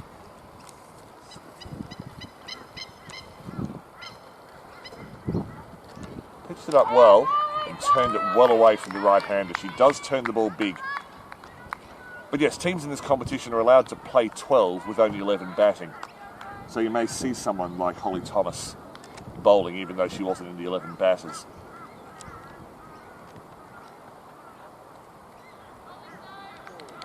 Turning sharply again, it's flirting with the wide line, but it's not pitching outside or far outside off.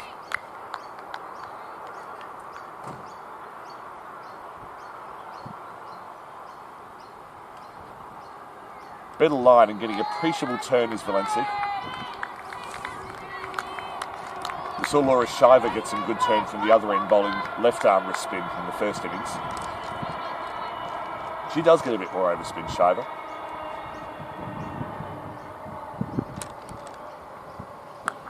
It's a little short, punch to point. No run. Excellent control from Valencic this over.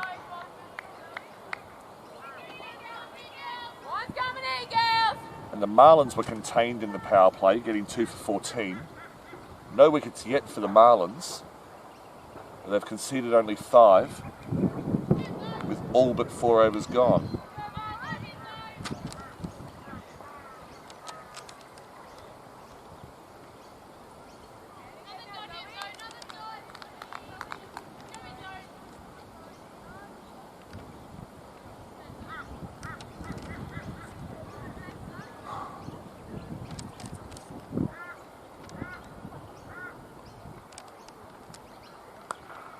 This one's cut. This one has beat the gap. Doesn't quite look to have enough on it, but the outfield's so quick. No, they'll get 2.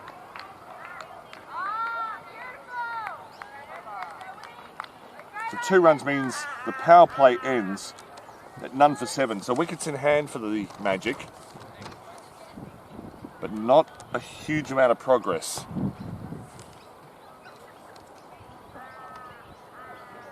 Now you do have the scoreboard of sorts at the bottom of your screen, and you're welcome to do your own maths. I'm sure you're all very intelligent people watching the live stream, purely because you're watching the live stream, as the whirligig signal from the umpire shows the end of the power play. If you'd like the required run rate and other similar stats to be put on a platter for you, the app and the website, more in a moment. Again beating the outside edge. Stumer a bit disappointed with herself, hanging the bat out to dry. But yes, the Brisbane Premier League app, which, I won't lie, it's had its problems, but when it's going, there's a lot of information on there for you. And also BrisbanePremierLeague.com. Go to the live match centre. You also get live text commentary, which is useful for when the camera battery dies. Fingers crossed, I do not want that happening today. Pull shot, 4 runs. Didn't quite time it. Went to boundary. In fact, not 4 runs, I apologise. That has been pulled in well. And a good chase. The throw was... In fact, it's resulted in a run out. I think because there was confusion, I really hope I didn't cause that, because I do have a louder voice and the players can hear me. But the batter's pulled up. She found herself halfway down the wicket and just seemed to stop. I'm feeling almost guilty at the moment. I genuinely hope that I haven't caused a run out on that occasion. But the first wicket is down. It was a good pull shot. It went out to the boundary. And of course, you need to listen to the umpire, not the commentator, but I am inside, well, I mean, I'm beyond the boundary for this match by a good 20-25 metres. But it has resulted in the wicket of Stumer.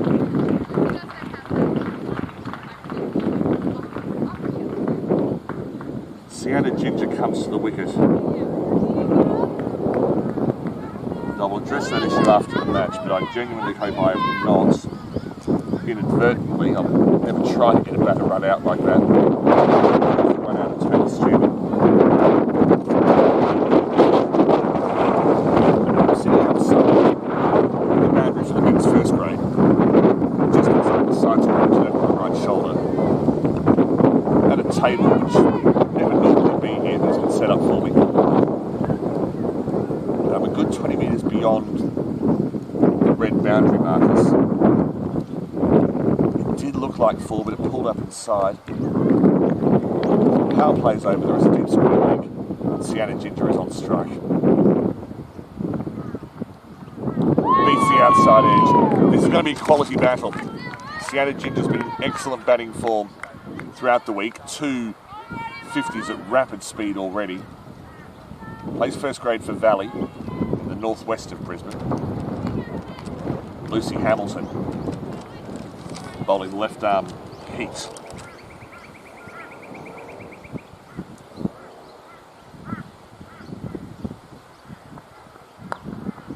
Just on the hip, Ginger wasn't able to turn it, and Hamilton fielded it and followed through.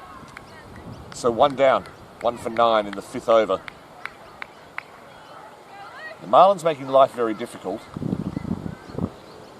It's a good bowling lineup. Hamilton is indisputably the best bowling lineup. As the wind just picks up here at Peter Burge Oval.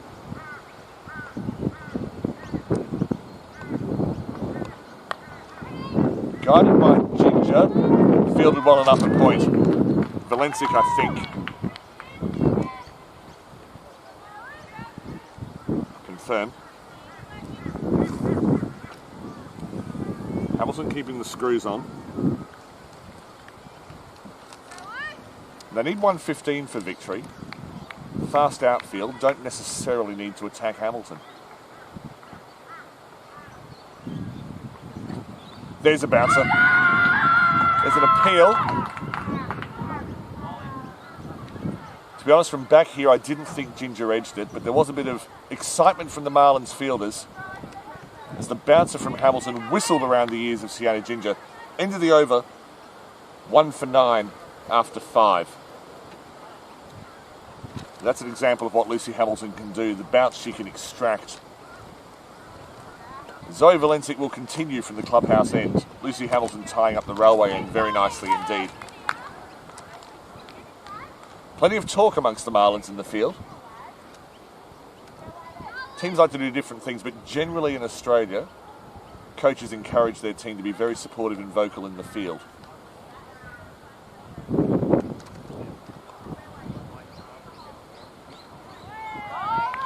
The footwork not quite going right there for Tara Staines. Cleared the front leg, but the ball was spinning a long way away from her. And the question now is whether Valencic has a straight one, because she's got Staines looking for the big turner.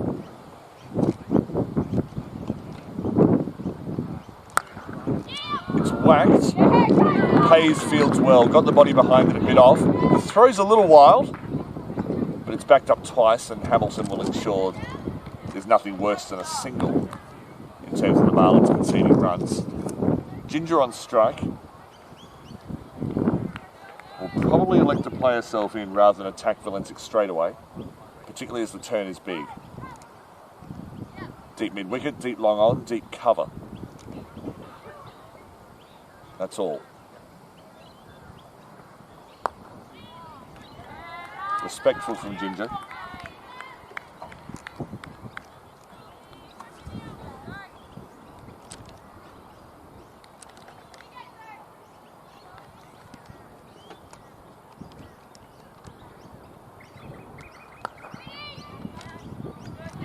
Fielded well at cover. The Marlins, to use the cliche, are up and about. No one quite knows what up and about means. where about is. If you're showing energy in the field, you are, quote, up and about.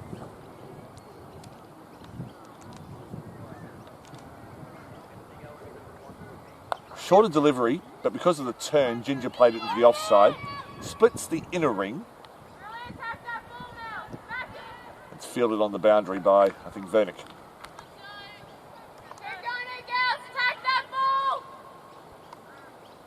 The voice of Charlotte Lutz rings out across Peter Burge Oval.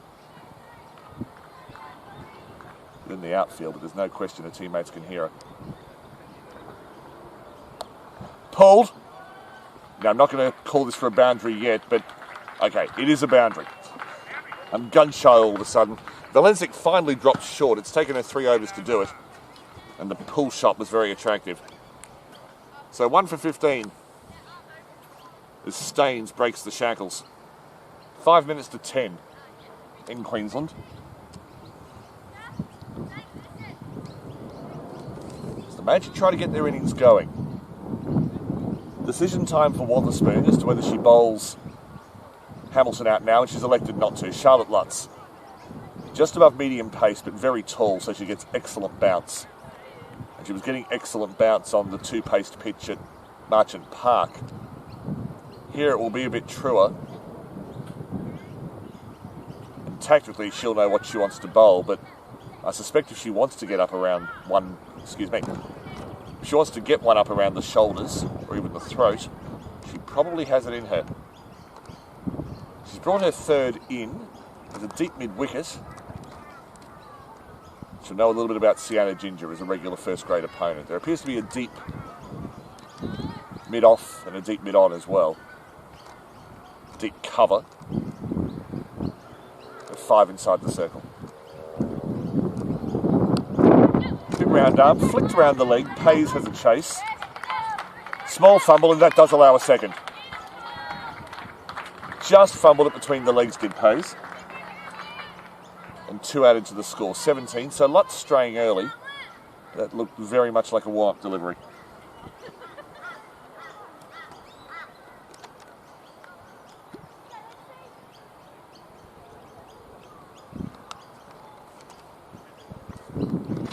Full. Bit of outswing there for Lutz. Was hit into cover, and Ginger, I think, was looking to play it straight or maybe even whip it to leg, and suddenly realised it was well outside her off stump.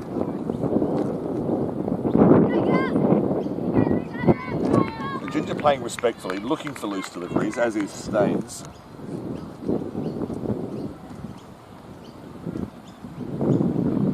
Good ball from Lutz. Back of a length, straight. Well played by Ginger. Some excellent fielding from Valensik. Her throwing arm looks to be quite strong.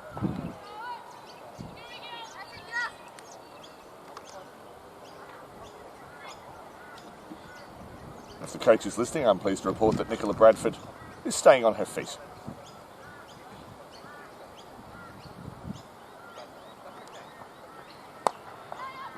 Nice swing, definitely getting outswing Lutz.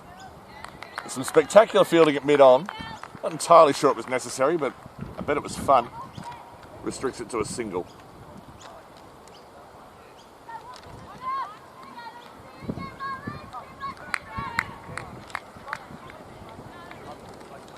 So Lutz appears to have found a range.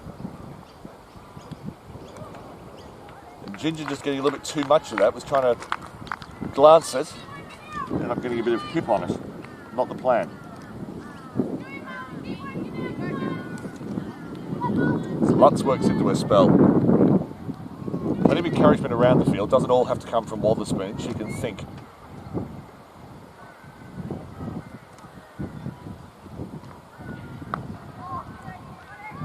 Plenty of outswing there for Lutz.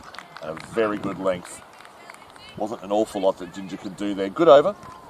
It's 1 for 19 after 7.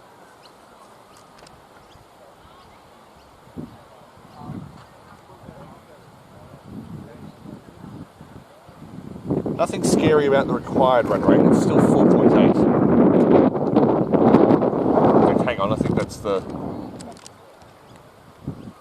Yeah, that doesn't seem right. I'm going to work that out.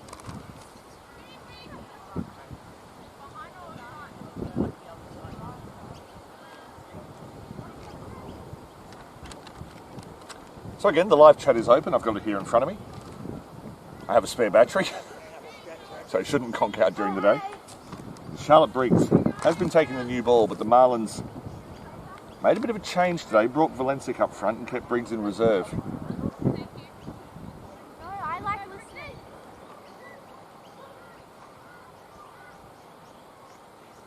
Not a bad option. On target straight away is Briggs. Pays is in sharply, keeps it to 1. I'm listening.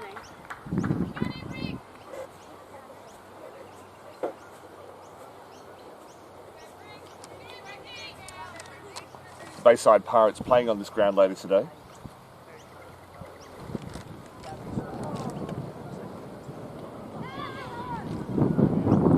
This will be a leg bye to the leg side.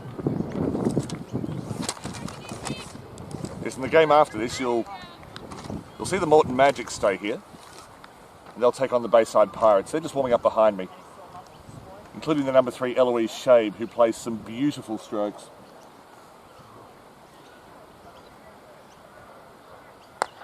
That's a good ball. Pays with the throw. It's just a bit wide. Yes, the ball from Briggs. The length was the one where you try to hit the top of off bail. Great many fast medium bowlers in their career have just tried to bowl that ball over and over again. Hit the off bail. Yeah, she's got it on a string at the moment. Pays. Again, the last 2 throws have just made Wotherspoon move to the right.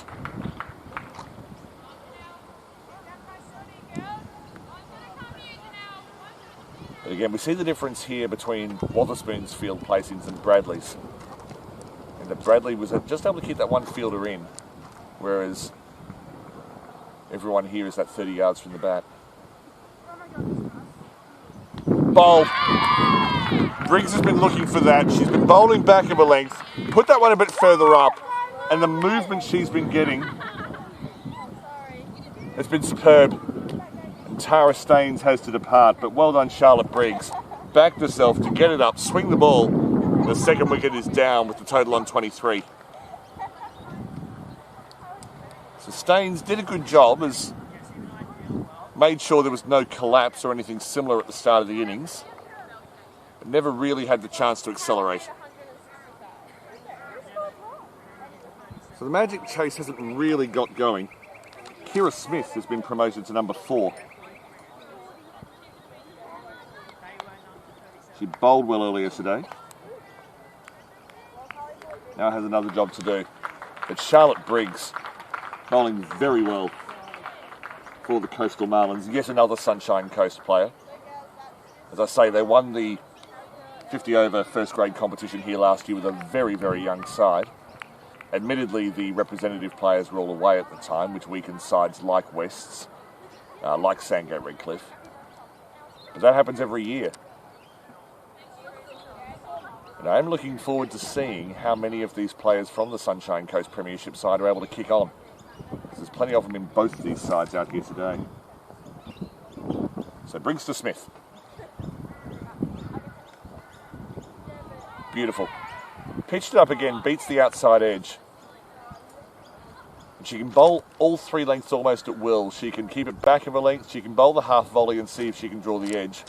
And she can produce a Yorker as well. So Briggs, a very impressive start. It's 2 for 23 at the end of the 8th over. And the last 4 overs have yielded just 16 runs for the loss of 2 wickets. So the Marlins right in this.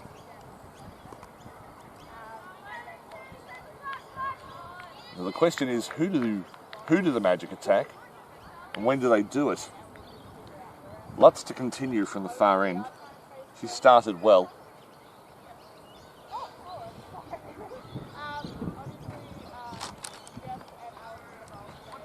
Again, just dropping the shoulder, going for extra pace, and maybe the legs were moving a bit faster than the arms.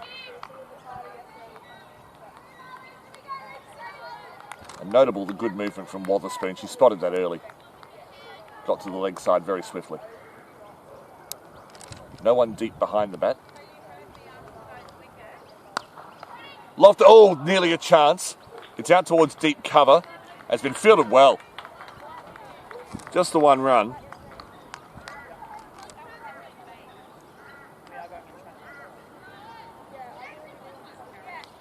I think Hamilton on the cover boundary just fired that one back in. So Smith on strike. She can attack. The question is when. She's got time to play herself in for a little bit.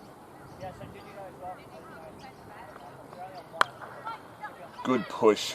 Timed it well into the offside. Just a push and is off the mark. The score reaches 25.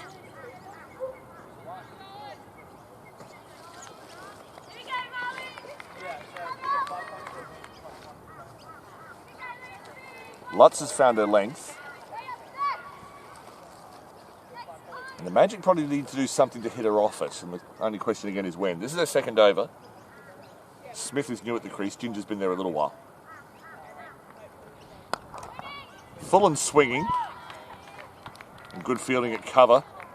As it hit the knee of Bradford, that might put the cartwheels to bed for a little while.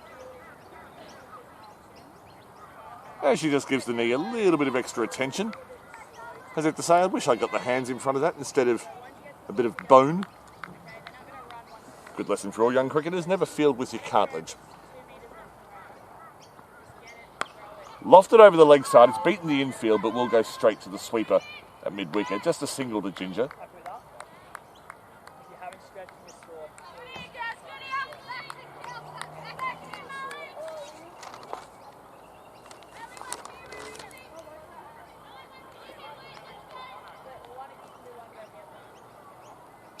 A very tight match here on Peter Burge Oval, not as high scoring as we expected. Lutz wasn't much on the pads. Smith turned it to leg. Slight misfield from Vernick. Single results.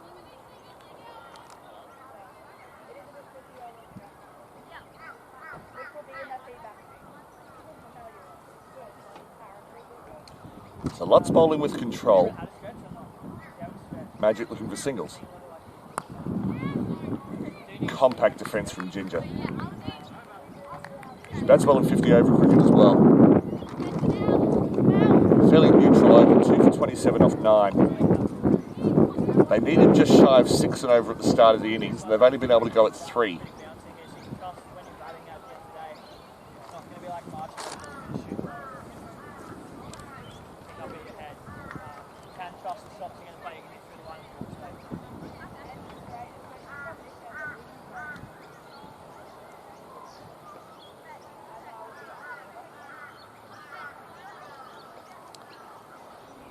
So it's actually 8 and over required by my calculations, which you are very welcome to challenge. It's 88 runs required now off 11 overs. So brings to continue.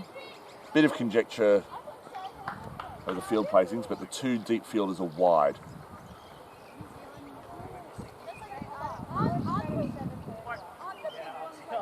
The umpire's seen something.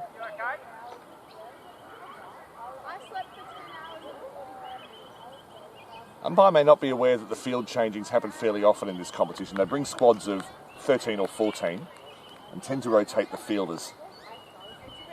But yeah, it's deep cover and a deep mid-wicket for Smith.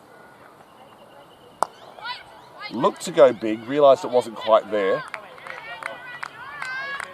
No run to Valencic at mid-on.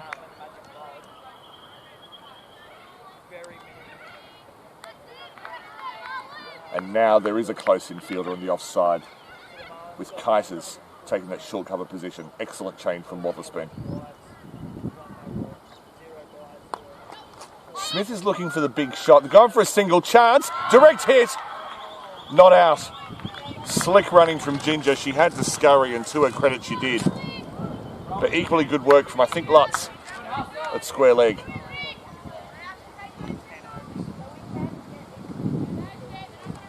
Definitely don't want to lose 2 in a row, the Marlins, and they're doing everything possible to keep their championship prospects on track. So the 8 o'clock match tomorrow morning will be second versus third. The 11 o'clock will be third Yes, that's a schedule. I'm correcting myself on air this time tomorrow, but that's the schedule as stand. Full ball pushed into the offside, but can't beat Malay in the covers.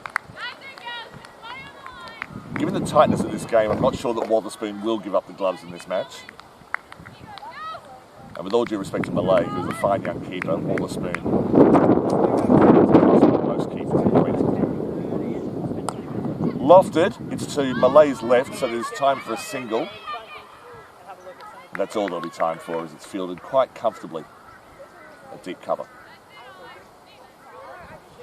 No deep fielders behind the wicket. Wotherspoon's recognised that she can strangle the life out of this Magic batting lineup and only needs a little bit of protection square of the wicket.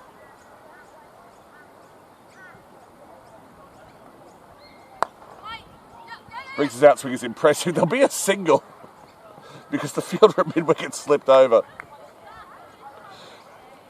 Chuckles abound, but just as she was taking off, Nicola Bradford to chase that delivery suddenly found herself on her tummy. But the damage was only one, which may have been the damage anyway. Light relief.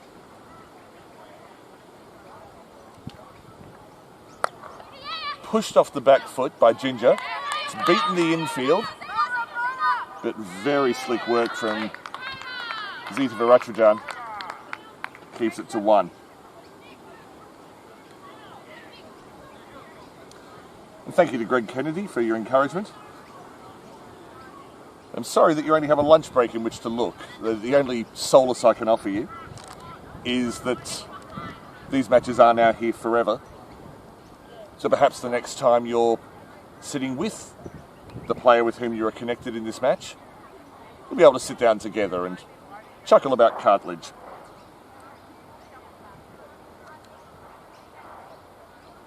But no, it's a pleasure to provide this commentary. And first rule of commentary, you are a servant to the game, and I'm thoroughly enjoying watching this game, as I'm sure you are as well. Lutz. Ginger onto the front foot. It's beaten the infield. There's a real chance of a second here. They've taken it. And in fact, that's split the field for 4. It's the first boundary for some time. I don't have the stats in front of me. That kind of information's available on the app, probably the website as well, in the BPL Live Match Centre. But Ginger pushed that. She found the gap and she was rewarded for it. The outfield here is slick. I've said that a few times. Might put that one to rest. Shorty delivery from Lutz, pushed point. The leg 6 fielded well.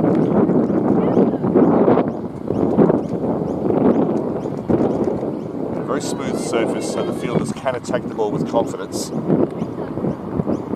And it is expensive. It takes a lot of love and care to get a field looking this way. But it does produce better cricket overall. Lutz from the railway end. Floated it up. It's driven in the air. It will be fielded by mid-off. In fact, it was misfielded, but that merely allowed a slightly easier single that was probably there anyway.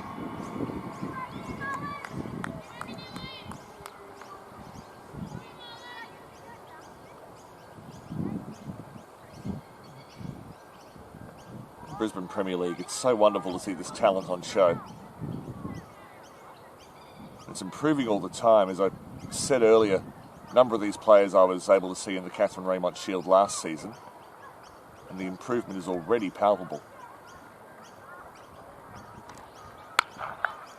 Good effort ball from Lutz. It's hit out to the deep cover fielder. As I say, the effort was good from Lutz. The ball itself wasn't quite what she wanted. And it was slapped into the outfield by Smith.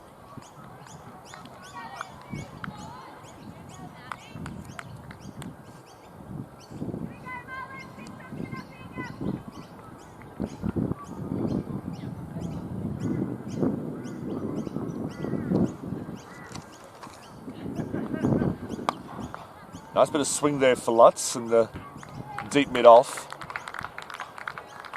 Looks like Malay. Easily and comfortably fielded as Ginger gets another single.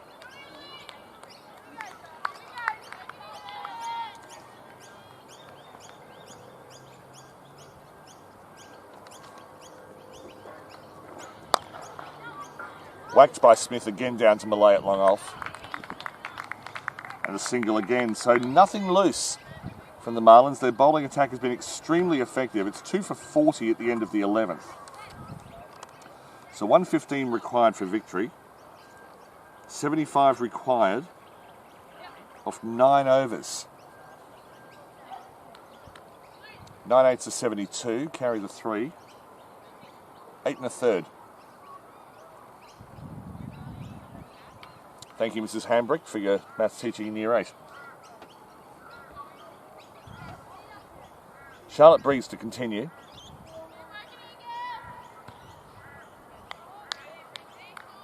So I believe she bowls out from this end. Don't have her overs in front of me. You do on the screen.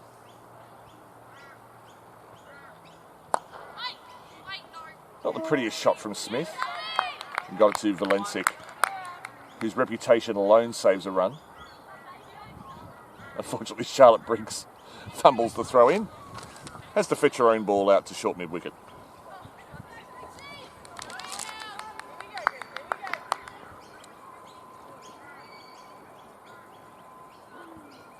Smith is gone. Briggs kept it up, took a little pace off that. Smith has been looking for the big shot, hasn't really been able to get onto one in this innings. And by holding the pace back, a nice bit of wit, bit of cleverness from Charlotte Briggs. And so Smith departs, having not really made much of a dent to the scorecard, which will disappoint her. Well bowled by Charlotte Briggs. But this is where the game hangs. Jess Bradley, the Magic captain, a superb first-grade batter, often keeps wicket as well. She is restricted by injury at the moment. But I think most teams would take half a Jess Bradley than not. So Kira Smith departs. While she didn't get going today, I hope I get to be there when she does, because she's clearly got some strength, she's got some shots, she likes to get on with it, and I can see some runs in her future. Jess Bradley, again up against a clubmate. That's happening repeatedly today. Just assume someone plays for the Sunshine Coast until I tell you they don't. Briggs is bowling well.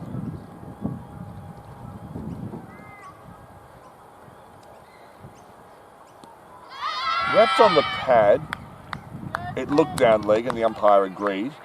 And to be fair, Briggs was the last one to turn around and join in the shout.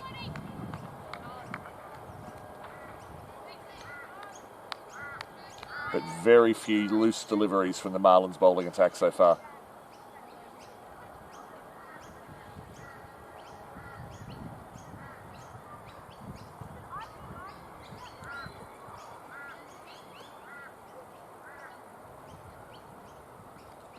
Briggs to Bradley, extra protection on the leg side. Lofted, it's over cover, doesn't look to have enough on it. Viratrajan's chasing, but it will be fielded by Malay. Very gently into Briggs at the bowler's end. So it's a full 5 field at the moment. Malay is at cover, there's a gully on the circle. Viratrajan's at long off. There's deep cover, deep square leg, deep mid wicket, and then a ring of 3 on the leg side.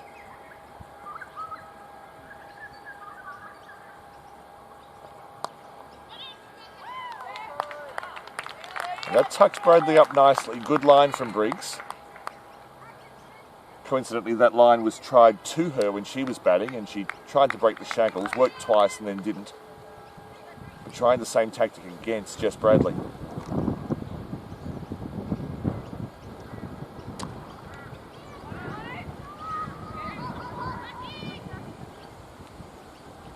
Just a single out to point.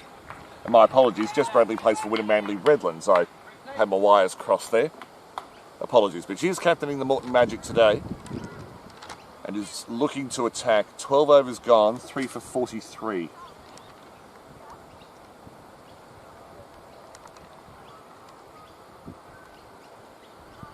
The run rate required pushes towards 9.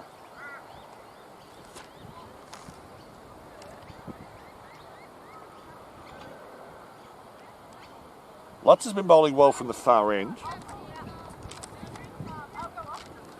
This might be Vernick. No.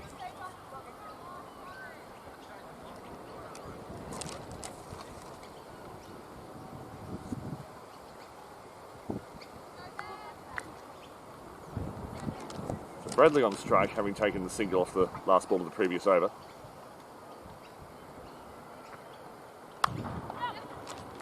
Slapped out towards point, should be fielded. That's excellent fielding. Very good work by Hamilton.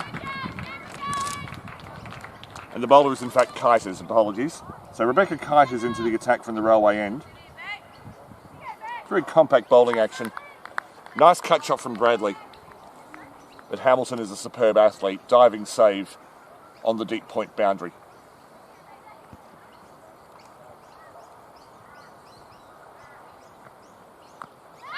Bradley got some bat onto that, so the appeal will be answered in the negative as it trickles to the short square leg.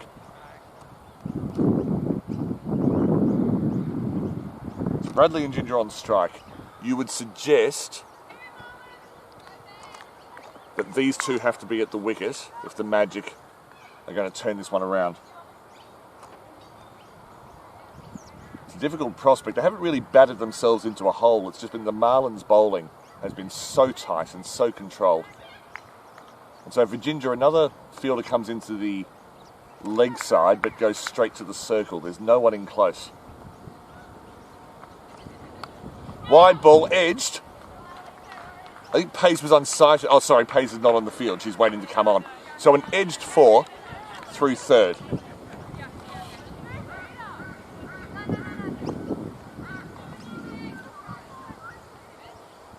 It was a wild delivery.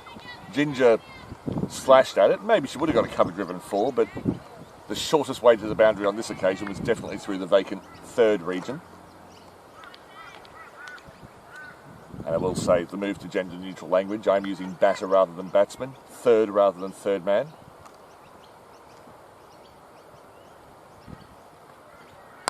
Lofted, it's over cover. Hamilton has a massive chase to her right. An athletic attempt, she's done it. Dived on the boundary, flicked it up to Malay, who was assisting, and it's Malay who returns the ball to the bowler's end. Ginger gets 2. The total did pass 50 with the previous boundary. Apologies for missing that one. And so a bit of acceleration. They've elected to attack Keiters. And that's called wide. It was a good length from Keiters. But Ginger judged that that was just a bit outside her reach. So the Magic on track to meet the required run rate in this over.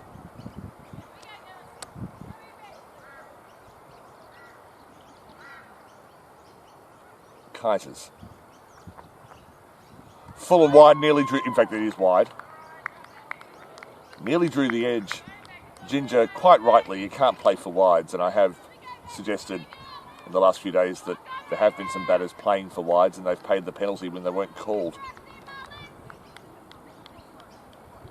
You can't judge wides with parallax error. 3 for 53, 1 ball remaining. Keiters looking to close out the over. Pull shot. Caught. Ginger went for it. I have a feeling the fielder may have slipped as she attempted to catch the ball. But Keiters has persisted. Got the ball back of her legs. Ginger went for a pull. Didn't really get hold of it. And the fielder on the mid-wicket ring took a relatively easy catch. Haven't identified the fielder yet, but it should come up on your screen as soon as the scorers have. So the fourth wicket is down, Ginger is out. And that takes the Marlins a lot closer to their target. Grace Abdi in the number 1 shirt is the new batter. She certainly fielded and bowled impressively. I must confess I haven't seen her bat. And I always assume it's my fault if I haven't seen someone. So Ginger, an impressive innings. And Charlotte Briggs has been identified as the catcher. Very comfortable under that ball.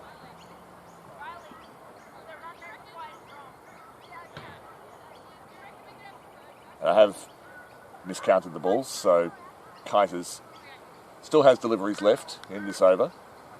Conversation between Kiters and Wotherspoon about the field. Kiters asking for a deep third. Wotherspoon refused. Good shot from Bradley. The batters had crossed. She's gone straight down the ground, which hasn't really happened this innings.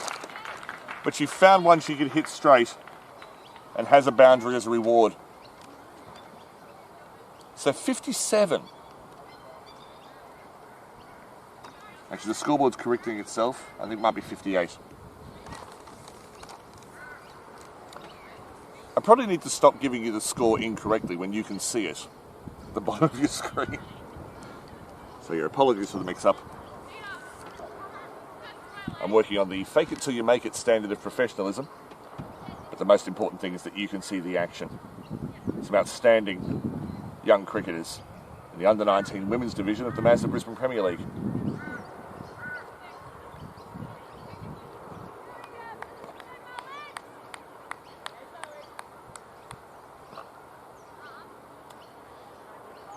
Janelle Pays, right arm leg spin into the attack from the clubhouse end.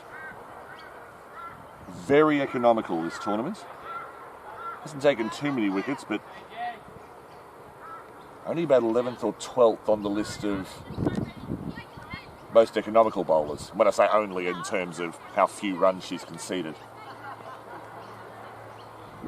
Charlotte Lutz in front of us was at deep mid-off, but has been pulled up by Wotherspoon. The deep cover is coming in. 2 fielders back on the leg side, deep mid-wicket, deep square leg.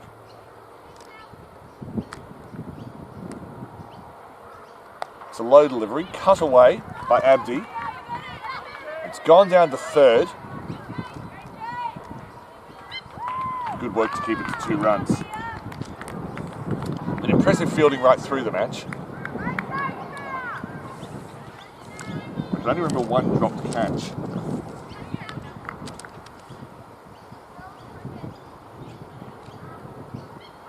Bradley beaten.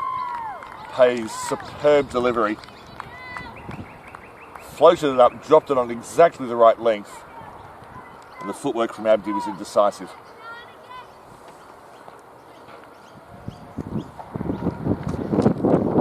Bit shorter, out. It was a bit too full to pull. Abdi hit it straight to square leg, and the catch was very comfortable. And the Magic's attempt to accelerate the scoring haven't worked so far. Abdi makes a quick innings. Pays has a wicket, which, as I said, there haven't been too many wickets for her this week, but the runs per over column has looked very impressive for her. And the Marlins definitely on top. Viratrajan taking the catch at square leg.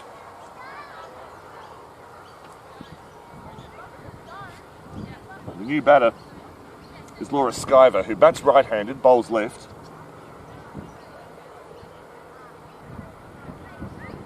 Shiver, I beg your pardon.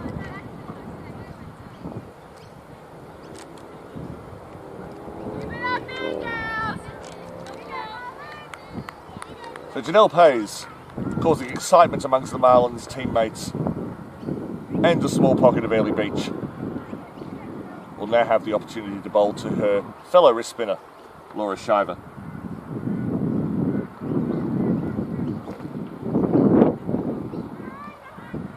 I've seen that a bit from bowlers in this tournament this week. They take a wicket and then try a variation straight away. And invariably there have been more wides than good deliveries doing so. Back to her stock delivery. Would have beaten the outside edge of Shiver, except she withdrew the bat quite wisely.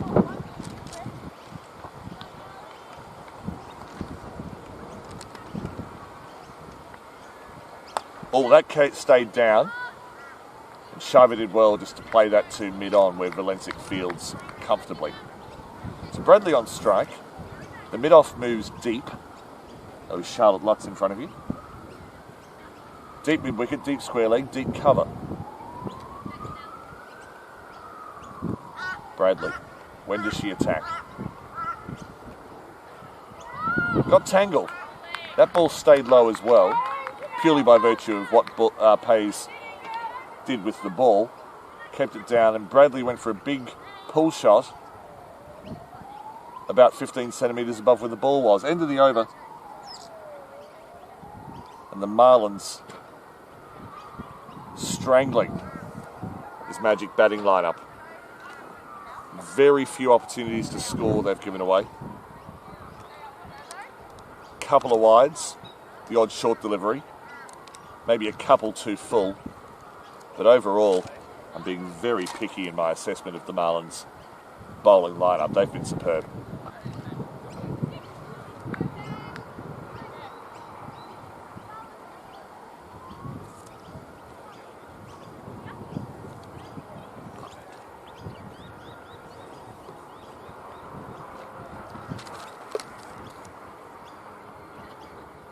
Kite is to continue, getting a bit of shape away from the right-handers, and every now and then it's just been a little out of control. So she has conceded a few offside wides, but I think most captains would happily take an offside wide rather than a rank ball down the leg side. It's very rare that the offside wide goes for 5 wides, so Kite shouldn't change too much. Slower. And this time she does concede the leg side wide. And I hope that appeal was because they genuinely heard a noise. I hope they're not getting into the habit of appealing when the ball goes down leg side to try to dupe the umpire, making him forget, or her forget, that there's a wide to be called.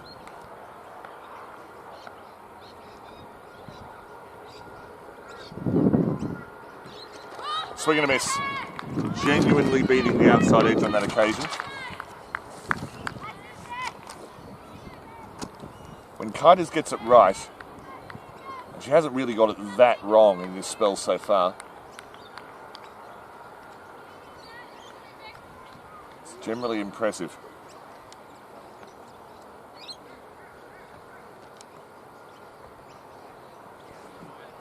That one was genuinely wide. Well, she can put that one out of the memory bank.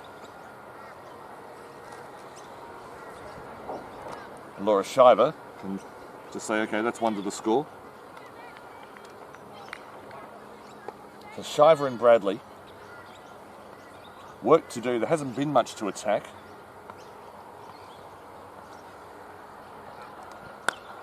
Slower delivery. And Shiver read it well, but couldn't get any power behind the shot.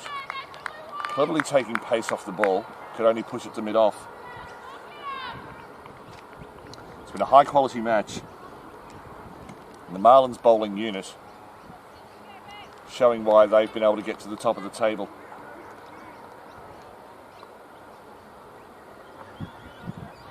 Beats the outside edge again, a little bit wider. I don't think Shiver's footwork was quite there for the cut.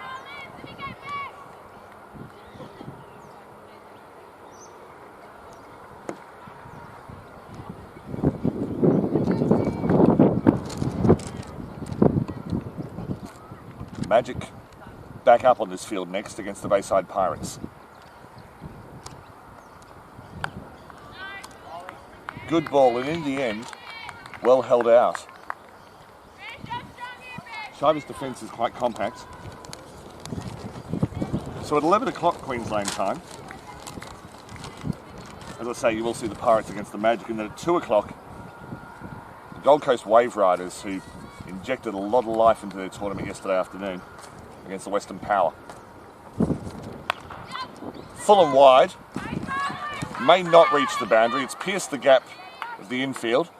Went almost to the boundary and then pulled up. They'll run 3. In fact, they've only run 2. Apologies.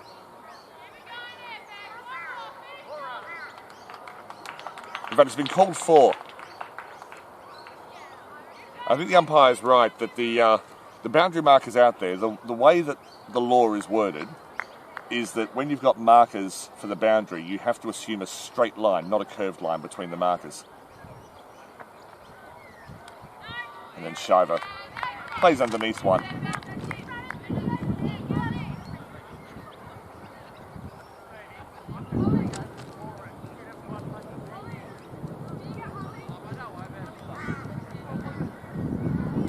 Just a bit of conversation between the umpires. Not sure if it can be picked up on camera, on the microphone.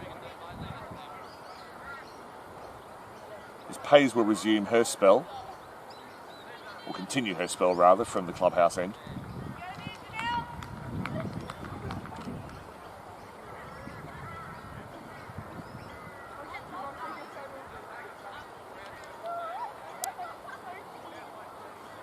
Runner on the field for the Magic. Scoreboard at the ground here is turned off, which often happens when the score needs to be corrected. Score is asking for a change of bowler when there isn't one. Hayes has begun well. I suspect the Magic need a big over sooner rather than later. Field is well set. And Bayside Pirates enjoying life behind me, as they should. Apart from anything else, cricket's going to be enjoyed.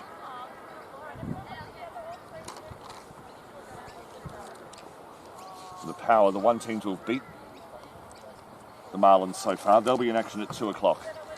The other game happening right now is between the Power and the Kings. Big hit down to long on. That's 6 runs. Just landed over the boundary. And Jess Bradley has decided that now is the time. Only just cleared the boundary markers, maybe 2 or 3 metres in it. Nothing wrong with the delivery from Janelle Pays. Leg spin's all about risk and reward. As Jose suggests that this is the time to bowl the wrong end to Jess Bradley. As an ex-spin bowler, is there a bad time to bowl a wrong end? Probably. I never found it. Shorter, spun a good way, and hit straight to cover where it's fielded very safely by Kaisers.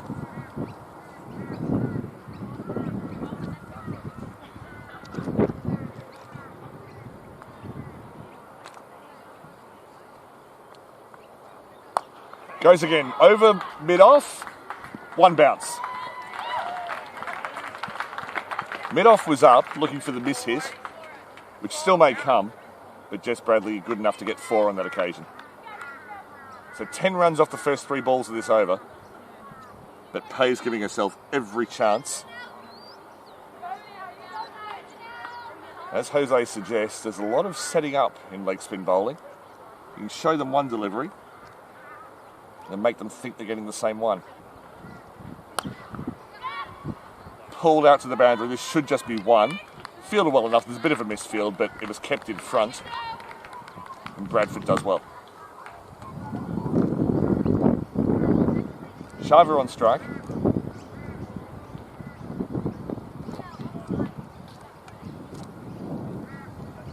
Good challenge. Pays versus Shiver. Beats the outside edge. The footwork was not too bad, really, from Shiver, but the spin that Pays gets took it away from it.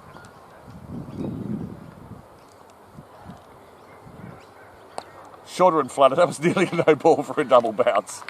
Got stuck in Pays' hand, but the result is good for her. It's a dot ball. But Jess Bradley put the foot on the accelerator in that over. 4 overs remaining. The score's up to 80. 35 runs required off 4 overs. The Magic were 2 for 40 after 11 overs. They've managed to double their score in the next 5. But they have also lost 3 wickets. Ginger Smith and Abdi. But Shiver is proving a reliable foil for the hitting exploits of Jess Bradley. Haven't really seen the pull shot, but Bradley's driving over the top has been impressive.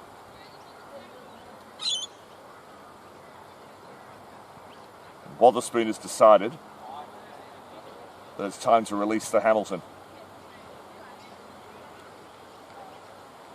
Her name is Lucy Hamilton. There's a million things she hasn't done, but just you wait. Just you wait.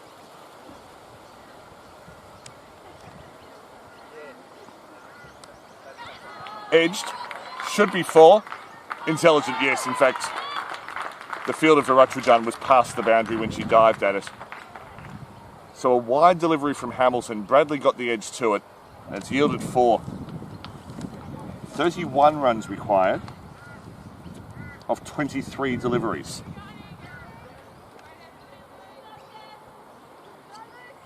Thank you, Nick Anderson. It certainly was a good shot for 6. A lovely bit of driving.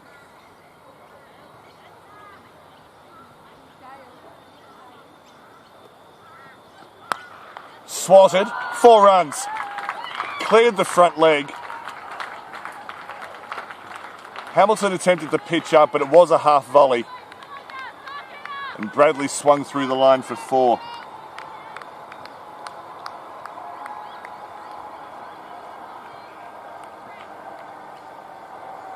Totals are 88, 27 required off 22.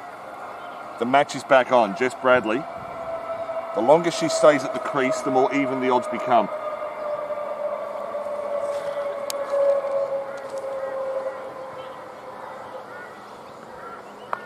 Pull shot, it's gone over the inner ring. May not have enough on it to get to the boundary. And some good fielding on the boundary makes sure that it'll just be 2 runs. So that's 10 off the first 3 balls. Some good work. I think it was Kiters. Apologies if I've misidentified. 25 off 21. The run rate was towards 9. Now it's just over 6. Required run rate. That kept low. Bradley swung through it. Shiver was backing up a long way, but was sent back quickly by Bradley. As I say, Bradley is going for a shoulder reconstruction this weekend, I think. It's certainly very soon. So once this tournament finishes, she won't be seen in Brisbane grade cricket this season, which is a shame. But I do hope she gets her body right. That is brilliant cricket. An excellent bouncer from Hamilton, met by a slightly better pull shot. Pulled down by Jess Bradley. That is quality cricket. 21 off 19. Are we going to see Hamilton and Bradley playing at higher levels in the future? The Queensland selectors in both the Women's National Cricket League and the Women's Big Bash League, in the case of the Brisbane Heat, they've shown they're prepared to give youth a go if they're good enough. Pitched up, swung through the line, probably just a single, which off the last ball of the over may have been what Bradley was looking for anyway. And Jess Bradley has turned this game on its head. 20 runs required off 18 deliveries. It's 5 for 95. 17 overs gone, obviously.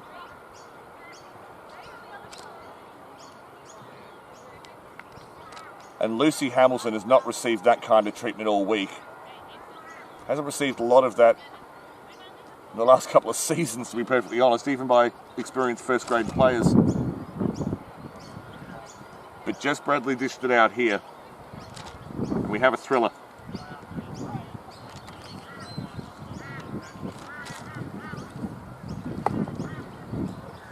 Genuinely hope you're enjoying this. Contact anyone you know, put the link on social media. Tell people to watch this. We've got an absolute cracker here at Peter Burge Oval.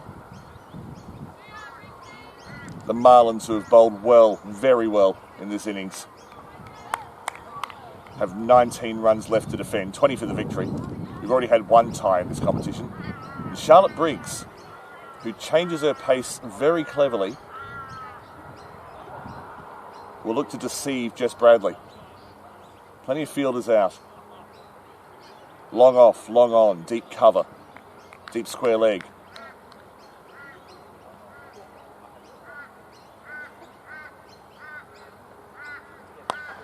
Bradley goes for the cover drive, beats the first fielder. She's picked the gap, that's 4 runs. It went just to the right of the cover, and then Lutz had no chance really. She's fast, but Usain Bolt wouldn't have caught that one.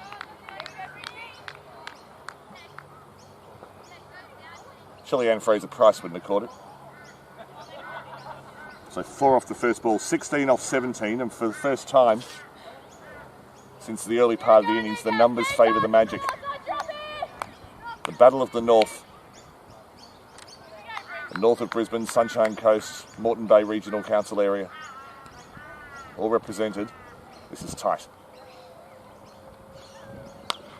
That's whacked over mid-wicket, 6 runs, that's an enormous 6. That may well have been 6 on the men's field. Briggs dropped a little short, it wasn't that short. Bradley judged the pace of it. It's 10 off 16. 5 overs ago, this run chase was not on. 8, 9 overs ago, it didn't look on. The train makes its way from Cleveland to Brisbane City.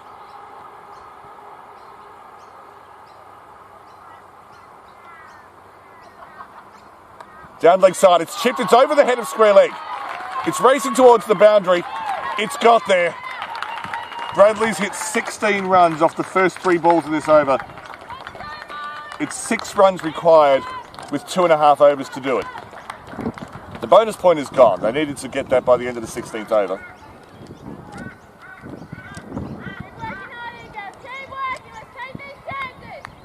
And Charlotte Briggs, who's a quality bowler, hasn't really bowled anything loose this over.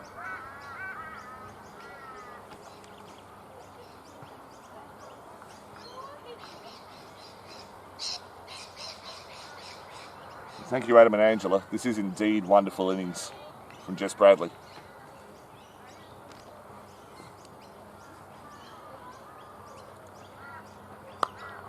Plays respectfully. Good change of pace from Briggs. She had to be brave, and she was.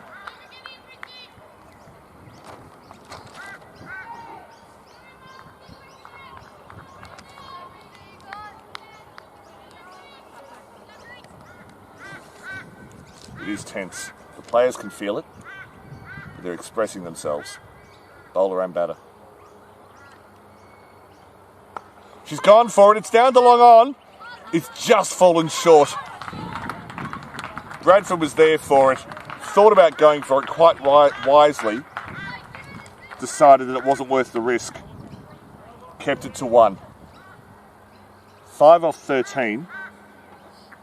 Shiver on strike. Bradley and Shiver discuss tactics as the empty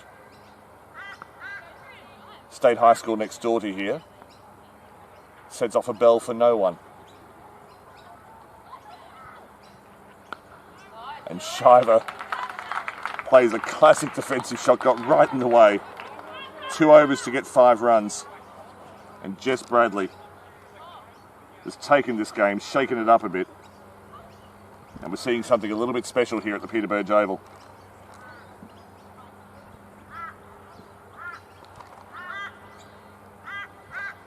The system we have working here automatically clips out highlights from matches, so if you want to show your friends and family particular bits of this game, and I apologise, Bradley brought up her 50 earlier in the over.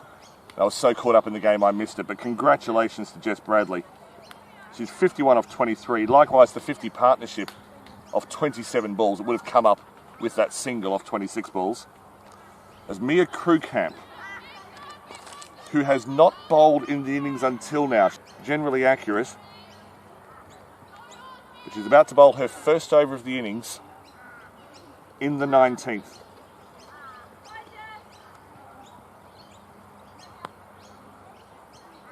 Krugkamp to Bradley. Big swing, it's not off the edge, but it looks like it's going to fall safely. Falls in between 2 fielders, they've just got the 1. And Bradley says that'll do. 4 off 11.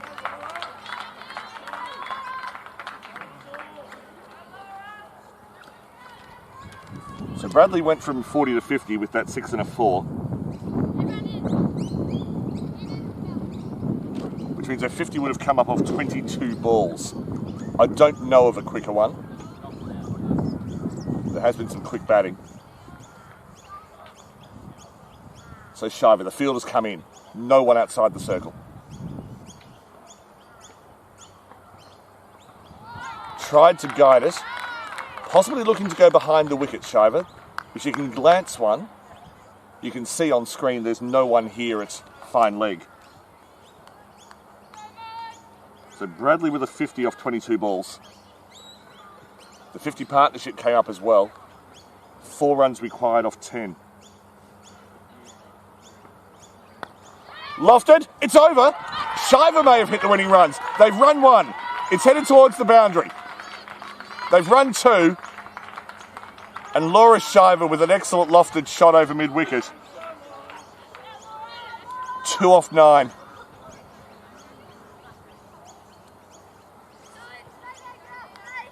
I was about to say, how did the Marlins let this slip? I don't think they let it slip. I think Bradley thieved it. Another big hit's gone straight to mid-off. Shiver says no early. Was proven correct. 8 balls remaining. Nothing silly required.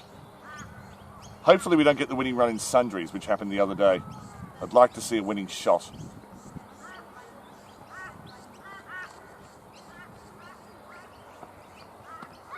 Wrapped on the pads, looked to be down leg.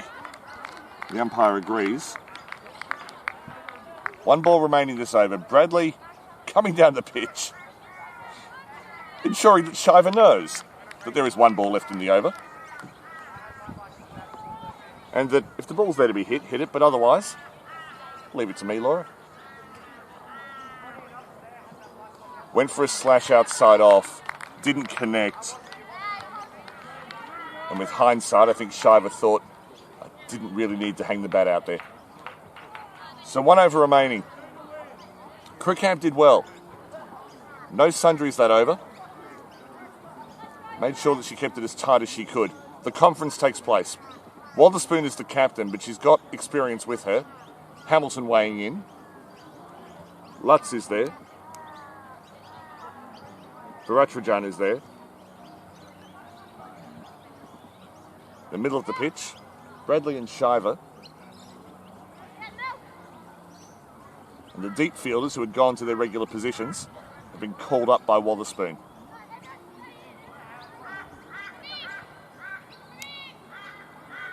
Looks like there'll be no one outside the circle. Hamilton's bowled out. Their last over was expensive. Valensic, who has an over left. I apologise, it's Vernick. Vernick hasn't bowled this innings. The last 2 overs have been bowled by bowlers bowling their first over.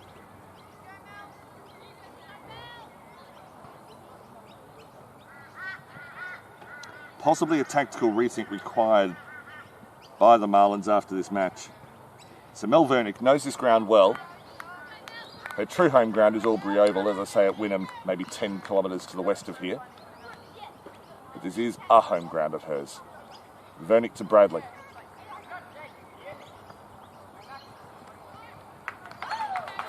Scores a level.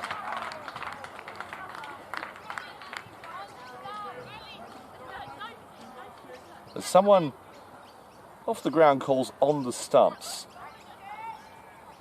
And I always felt if I bowled a wide and someone said, "Get it straight, Daniel," that I would sarcastically turn to them and say, "Yeah, thanks." As if it was a tactic. But Vernick has a job to do. Bradley. The Magic just need 1. Gone over the top, it's skied. Just out of the reach of Malay. They've run 1, that'll do. They've run a second, but it won't be added to the score because the winning run was scored. With 5 balls remaining, the Moreton Magic have pulled this game out of the fire. They look dead and buried at the halfway mark. And Jess Bradley with a quite astonishing half century aggressive and sensible, has brought a 5-wicket victory to the Moreton Magic in a quite astonishing match. The Marlins have now lost 2 in a row. They will finish their campaign later this afternoon. It won't be on camera. That'll be over on the 3rd ground here, Ronfield Oval, where they take on the Rockets, who themselves are just outside the final 4. So there'll be a bit to play for there. The Magic have to back up straight away against the Bayside Pirates, who are 7th of 8 teams. As a plane goes overhead, thank you, Jose, for the congratulations to both Jess Bradley and Mark Harris, the coach. I genuinely hope you've enjoyed this game. The scoreboard will come up on your screen very shortly, as will the bowling figures. And as long as the right buttons are pressed, this video should end soon, and then a new video should start for the Pirates Magic game. But given the tech issues we had yesterday, it might be worth staying here until the video does close if you're planning on watching the Magic's next game. But Jess Bradley, with 54 not out, not quite half of the Moreton Magic's total, has pulled this game from the fire, and the Moreton Magic 5-wicket victors over the Coastal Marlins. Thank you so much for your company. The Brisbane Premier League Under-19 Women's Competition, brought to you by Mazda, will continue with the Magic versus the Pirates on this oval, Peter Burge Oval from Wellington. Thank you for your company, and I hope you can stay with us. Bye for now.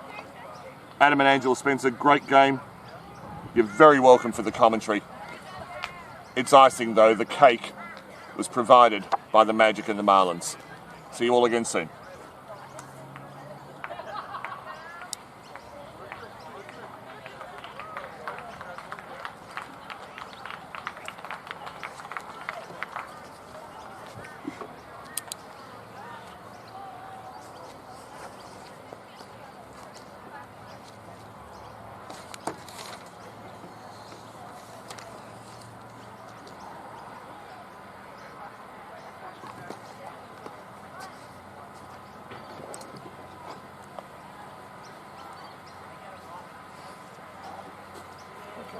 Take your notebook with you just in case.